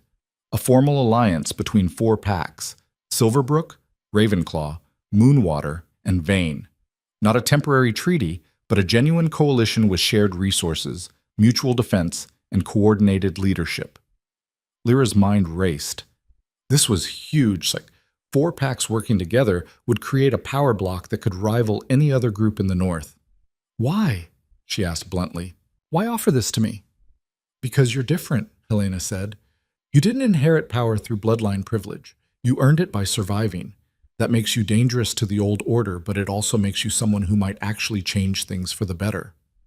And because," Kyle added with a slight smile, "we're pragmatic enough to recognize that aligning with you now, while you're still building your position, is smarter than opposing you later when you're established.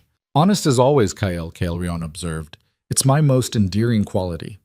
Kael looked back at Lyra. You don't have to answer now. Think about it. Talk to your advisors. But know that the offer is genuine. We're willing to bet our pack's futures on the belief that you'll be a force for something better than the endless territorial squabbling that's defined the North for generations. They left before Lyra could respond, disappearing back into the celebration. Well, Kaelrion said quietly, that's interesting. That's terrifying. Lyra sat back down, her legs suddenly weak. 4 packs. That's almost a third of the Northern Alliance. If we form that coalition, you become one of the major powers in the North practically overnight. Kaelrion's expression was thoughtful.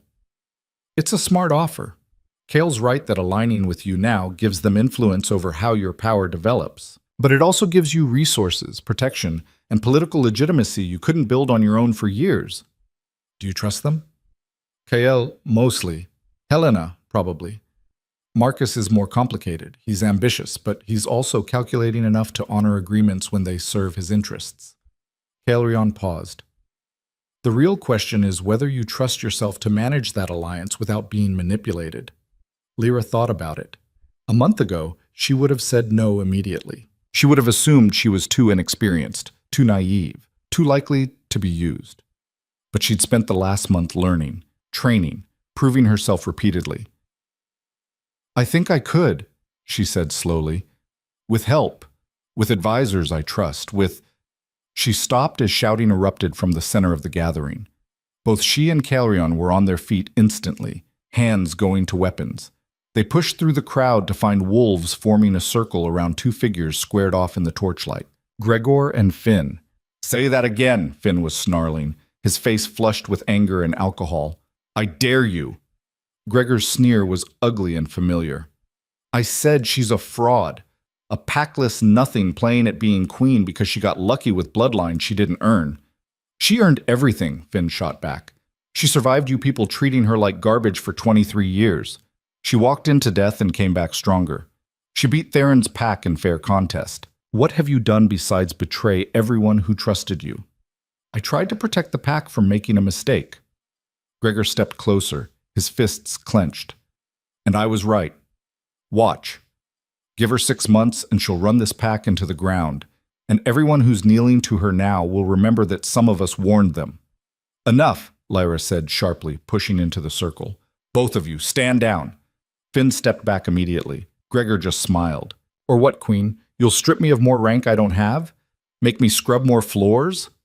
He laughed bitterly. I've been doing the work you used to do. Funny how it feels different when it's punishment instead of just life, isn't it? Lyra felt the power stirring in her chest, anger and frustration trying to manifest as white light. She forced it down. You think I don't know what you're doing? She asked quietly. You're trying to provoke me. Make me angry enough to hurt you in front of witnesses, so you can play the victim and undermine my authority. Maybe I just want you to admit what you really are. A servant pretending to be royal. I am royal. Whether I knew it or not, whether I was raised to it or not, the blood doesn't lie. Lyra moved closer, keeping her voice low. But you're right about one thing. I was a servant. I know exactly what it feels like to be dismissed, degraded, treated as less than human. You wanted me to experience that. Congratulations. You succeeded. Gregor's expression flickered, just for a moment, something that might have been shame. Here's the difference between us, Lyra continued. You learned cruelty from being powerful and wanted to keep others beneath you. I learned compassion from being powerless and want to lift others up. She straightened. You're going to spend the rest of your life doing the work I used to do. Not as punishment, but as education. Maybe, if you actually learn what it's like, you'll become a better person. Or maybe you won't. Either way, that's your choice. She turned to walk away, then paused and looked back. But Gregor, if you ever threaten my people again, if you sabotage or undermine or betray anyone under my protection, I won't strip your rank or make you scrub floors. I'll exile you. And winter in the waste alone kills quickly. The threat hung in the air like ice. Gregor stared at her, and for the first time since she'd known him, she saw actual fear in his eyes. The crowd dispersed slowly, murmuring about what they'd witnessed.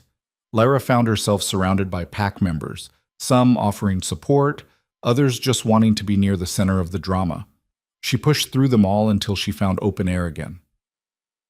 Roderick was waiting at the edge of the crowd, his expression thoughtful. "That was well handled," he said. "Was it? I threatened to exile him." "He threatened your authority in front of representatives from every major pack. You had to respond with strength." Roderick gestured back toward where Gregor stood alone, isolated by his own bitterness. "But you also gave him a path to redemption. That's more mercy than most alphas would show." "I don't want to rule through fear."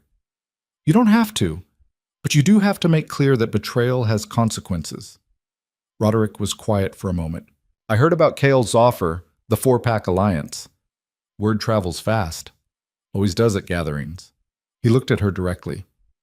"Are you going to accept?" "I don't know yet." "What do you think I should do?" Roderick seemed surprised by the question, then thoughtful. "I think you should negotiate. Kyle's offering alliance on his terms. Make sure the terms serve your interests too. Demand equal voice in coalition decisions. Insist on autonomy for pack-specific matters. And get everything in writing with neutral witnesses." "That's good advice. I've been doing this for 20 years. I've learned a few things." He paused. "Lyra, I meant what I said before, about being wrong to dismiss you. You're going to be a good queen, maybe a great one. You just need to trust yourself. You're the second person to tell me that tonight." "Then maybe it's true." Roderick almost smiled. "Get some sleep. Tomorrow we head home, and there's going to be a lot of work to do." The journey back to Vane territory took 3 days instead of 2. They stopped at Silverbrook to discuss the alliance proposal in more detail. Lyra sat in Kael's council chamber with Caelrion, Roderick, and Finn, negotiating the terms of the coalition with Kael, Helena, and Marcus. It was exhausting, detailed work. Every word mattered. Every clause had implications. But slowly, carefully, they built something unprecedented. An alliance based not on temporary mutual interest, but on genuine cooperation and shared vision. When they finally signed the agreement, witnessed by representatives from all 4 packs, Lyra felt the weight of it settle on her shoulders. She was responsible now for more than just the Vane pack. Her decisions would affect thousands of wolves across multiple territories. It should have been terrifying. Instead, it felt right. They reached home on a clear winter afternoon, the sun bright against fresh snow. The stronghold looked different somehow, or maybe Lyra was seeing it differently. Not as the place where she'd been invisible and powerless, but as home, as responsibility, as possibility. Celine met them at the gates, her expression carefully neutral. "Welcome back. I trust the gathering went well?" "Better than expected," Lyra said. She dismounted and handed her horse to a waiting stable hand. "We need to talk. All of us. There are things the pack needs to know." An hour later, the main hall was packed. 300 wolves crowded in to hear what their queen had to say. Lyra stood on the Alpha's platform, feeling the weight of all those eyes, and took a breath. "A month ago," she began, "most of you knew me as a servant, someone invisible, someone who didn't matter." She let that sink in. "Some of you treated me with casual cruelty. Some of you simply ignored me. A few, very few, showed me small kindnesses when no one was watching." The hall was silent. "I don't tell you this to make you feel guilty," Lyra continued. "I tell you this because I want you to understand something fundamental about how I'm going to lead. I remember what it's like to be powerless.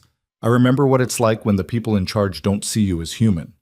I remember hunger and cold and fear and the certainty that no one cared if I lived or died." She looked around the hall, meeting eyes, making sure they understood. "I'm never going back to that, and I'm never going to let anyone under my protection feel that way again." She straightened her shoulders. "We're going to change how this pack works. No more servants treated as disposable. No more wolves dismissed because they weren't born to the right families. Power and respect will be earned through merit, not inherited through bloodline." Murmurs rippled through the crowd, some approving, some uncertain, some openly resistant. "I know this is different," Lyra said. "I know change is hard, but I also know we can be better than what we were. We proved that at the winter gathering. We worked together, former servant and former alpha, young wolves and experienced warriors. And we won. Not because we were the strongest, but because we refused to give up. She paused, letting that sink in. I also want you to know that we've entered into a formal alliance with Silverbrook, Ravenclaw, and Moonwater packs. This coalition makes us stronger, safer, and opens opportunities for trade and cooperation we've never had before. But it also means we'll be called on to help our allies when they need us, to contribute resources, to work together for mutual benefit. More murmurs. Roderick stepped forward to explain the specific terms of the alliance, and Lyra was grateful to let him handle the details. She was exhausted from the emotional weight of the speech. When the assembly finally dispersed, Lyra found herself alone on the platform. She sat on the edge, legs dangling, and looked out at the empty hall. Footsteps approached. Maurice, the kitchen master's daughter, the closest thing to a friend Lyra had had before everything changed, climbed onto the platform and sat beside her. "That was a good speech," Maris said quietly. "Was it?" "I think so." Maris was quiet for a moment. "I should have said goodbye when they took you to the keep. I should have done something, said something. I was a coward." "You were scared. Everyone was scared." "That's not an excuse." Maris looked at her hands. "You were my friend and I let them send you to die without even acknowledging it. I'm sorry." Lyra felt tears prick her eyes. "I forgive you." "Just like that?" "Just like that." Lyra bumped her shoulder against Maris's. "I spent too long being angry at the world. I'm tired of it. I'd rather forgive and move forward." They sat in silence for a while, shoulder to shoulder like they used to sit in the kitchens late at night when everyone else was asleep. "So what now?" Maris asked finally. "You're queen of a pack, part of a major alliance, probably going to be one of the most powerful leaders in the North. What's next?" Lyra thought about it. A month ago, her future had been measured in days. Walk to the keep, die in the dark, be forgotten. Now it stretched ahead of her, full of possibility and challenge and terrifying responsibility. "Now," she said slowly, "I figure out how to actually be the queen everyone thinks I am. I learn, I grow, I make mistakes and fix them. I build something better than what came before." "That's ambitious." "I know," Lyra smiled, "but I've gotten good at impossible things lately." The next weeks passed in a blur of activity. Lyra restructured the pack hierarchy, creating new positions based on skill and dedication rather than family connections. She established councils to advise on different aspects of pack life: hunting, defense, resource management, dispute resolution, and made sure those councils included wolves from all levels of the old hierarchy. Some of the changes were met with resistance. Several families who'd held power for generations objected to suddenly having to earn their positions. A few wolves left, unwilling to adapt to the new order. But more stayed, and more importantly, wolves who'd been invisible before, like Lyra had been, started to step forward, to contribute, to show talents and abilities that had been wasted before. Finn became head of the youth training program, teaching young wolves that strength came in many forms. Maris took over supply management, her years in the kitchens having given her a better understanding of resource needs than anyone else in the pack. Even Gregor, slowly and reluctantly, began to change. The work humbled him. The daily reality of being at the bottom of the hierarchy, doing the jobs he'd once dismissed as beneath him, started to chip away at his arrogance. Lyra watched it all unfold and felt something she'd never expected to feel: pride. 3 months after the winter gathering, a messenger arrived from Blackridge territory. Alpha Marin herself rode into the stronghold with a small escort, her iron-gray hair wild from the wind and her expression unreadable. Lyra met her in the courtyard, trying to project confidence she didn't entirely feel. "Alpha Marin, this is unexpected." "Is it?" Marin dismounted and approached. "Our truce has 3 months left. I wanted to see what you'd done with the time." "And?" Marin looked around the courtyard, at the wolves training together regardless of rank, at the new structures being built to house the expanded alliance coordination, at the general air of purpose and energy. "You've changed this place," Marin said finally. "It feels different from when I attacked." "Different good or different bad?" "Different interesting." Marin smiled slightly. "I came to make you an offer.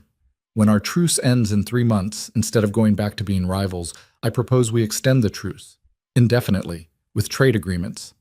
Lyra blinked, surprised. Why? Because I'm a pragmatist. Your alliance with Kael, Helena, and Marcus controls a third of the north. Fighting you would be stupid, but more than that? Marin's expression grew serious. I've been watching how you lead. Word travels. The way you treat your pack, the changes you're making, the fact that you care about more than just accumulating power. That's rare. You attacked me 3 months ago. I did. And you showed me mercy when you could have destroyed my pack. That stuck with me. Marin extended her hand. So I'm offering friendship instead of enmity. What do you say? Lyra thought about it for exactly 2 seconds, then grasped Marin's hand firmly. I say yes. Welcome to the Alliance, Alpha Marin. The spring thaw came early that year, melting the snow and revealing new growth beneath. Lyra stood on the stronghold walls at dawn, watching the sun rise over mountains that no longer looked quite so harsh. Kaelrion joined her, 2 cups of tea in his hands. It had become their morning ritual, watching the sunrise together, talking about the day ahead, just being present with each other. Big day, he said, offering her a cup. Every day is big lately. Lyra wrapped her hands around the warm ceramic. But yes, the spring gathering. First time I'll attend as an established alpha instead of a curiosity. Nervous? Terrified, as usual. She smiled, but ready. Kaelrion was quiet for a moment, watching the sunrise paint the world gold and crimson. You know, when you first walked into the Black Keep, I didn't think you'd survive the first night. Honest, as always. You looked half dead already, frozen, starving, convinced you didn't matter. He turned to look at her. Now look at you, queen of a pack, leader of a 5-pack alliance, architect of social reforms that are changing how the entire Northern Territories think about power and hierarchy.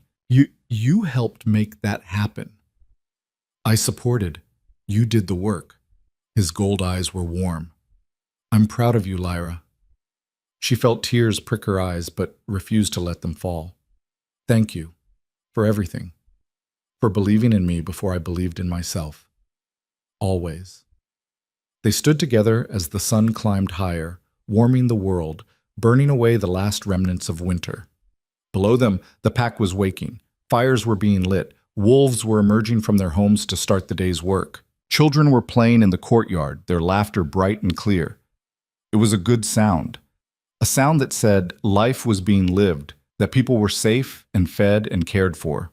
A sound Lyra had never heard in this stronghold before she became queen. You know what the best part is? She said quietly. What's that? When I was walking to the Black Keep, I thought my life was over, that I'd never mattered and never would. She looked down at the thriving pack below. I was so wrong. My life was just beginning. I just didn't know it yet. Kaelrion smiled and raised his cup in a toast. To new beginnings. To new beginnings, Lyra echoed. They drank as the sun rose higher, as the pack came to life, as the world turned toward spring and warmth and possibility. The spring gathering was held in neutral territory, in the same valley of standing stones where the winter gathering had taken place. But this time, when Lyra rode in with her alliance at her back, she was met not with skepticism, but with respect. Alphas nodded to her, warriors saluted. Even wolves from packs she'd never met looked at her with recognition and something approaching reverence. Word had spread, the Packless orphan who'd become queen, the servant who'd freed a king, the young alpha who'd beaten Theron and formed an unprecedented alliance and was changing the fundamental structure of pack society. She'd become a legend without even trying. The gathering itself was less dramatic than the winter one. Alliances were renewed, disputes were settled, trade agreements were negotiated. Lyra sat among the alphas as an equal, her voice carrying the same weight as those who'd led for decades. It should have felt surreal. Instead, it felt earned. On the final night, as wolves from every pack gathered around massive bonfires to celebrate the season, Lyra found herself approached by a young woman, maybe 17, thin and nervous, with the bearing of someone used to making themselves small. Queen Lyra, the girl asked hesitantly. I'm sorry to bother you, but I had to tell you something. You're not bothering me. What's your name? Astrid, I'm from Ravenclaw Pack. The girl glanced around nervously. I'm nobody important, just I work in the kitchens. But I heard about you, about what you were before and what you became, and I wanted to say, she took a shaking breath, thank you. For what? For showing people like me that we can be more than what we were born to, that being invisible doesn't mean being worthless. Astrid's eyes shone with unshed tears. I've spent my whole life being told I don't matter, that I should be grateful for scraps and keep my head down. But you proved that's a lie. You proved that power can come from anywhere, that anyone can rise if they're brave enough. Lyra felt her own throat tighten with emotion. She reached out and took Astrid's hands. You matter, she said firmly. Never let anyone tell you different. And if they try, if your alpha or your pack or anyone treats you like you're disposable, you tell them Queen Lyra said every wolf deserves respect and dignity. And if they don't listen, you come find me. My alliance protects those who can't protect themselves. Astrid's tears spilled over. Thank you. Thank you so much. She fled before Lyra could say anything else, disappearing into the crowd. Calrion appeared at Lyra's side. Making converts? Making promises I hope I can keep. Lyra watched Astrid vanish among the celebrating wolves. There are probably hundreds like her, thousands. Wolves who've been invisible their whole lives, who've been told they don't matter. And now they have a champion, someone who proves change is possible. Calrion smiled. You're not just leading a pack anymore, Lyra. You're leading a movement. That's terrifying. Most worthwhile things are. The celebration continued around them, fires burning bright against the spring darkness. Somewhere in the crowd, Finn was laughing with wolves from other packs. Maris was trading recipes with Silverbrook's cooks. Roderick was deep in conversation with Kael about alliance logistics. Even Gregor was there, standing awkwardly at the edge of a group, not quite included, but not completely isolated either. He caught Lyra's eye across the fire, and for the first time since she'd known him, he nodded. Not quite respect, but acknowledgement. It was a start. You know, Lyra said quietly to Calrion, 6 months ago I was walking to what I thought was my death. I had no power, no future, no hope. I genuinely believed my life would end in that keep, and no one would care. And now? Now I'm standing in a valley surrounded by 500 wolves, half of whom see me as a leader worth following. I have allies, friends, a purpose that matters. I have a future that's terrifying and exciting and full of possibility. She turned to look at him. How did this happen? You happened. Calrion's gold eyes reflected the firelight. You refused to accept the role they gave you. You broke a curse, freed a king, challenged the old order, and built something new from the pieces. You did all of that. We did it, together. Together, he agreed. He held out his hand. So what do you say? Ready to keep changing the world? Lyra took his hand, feeling the strength and warmth in his grip. Ready, she said. They stood together at the edge of the celebration, looking out at the future they were building, a future where power came from merit instead of birth, where invisible wolves could rise, where compassion was valued as much as strength, a future where a packless orphan could become a queen. The fires burned bright, the wolves celebrated, and in the distance the sun set over mountains that had witnessed the rise and fall of kingdoms for thousands of years. Somewhere in those mountains, the Black Keep stood empty, its curse broken, its prisoners finally at rest. And somewhere in the forests and valleys of the northern territories, young wolves who'd been told they didn't matter heard the story of Queen Lyra and dared to believe they could be more. The sacrifice no one wanted had become the queen everyone needed, and the world would never be quite the same.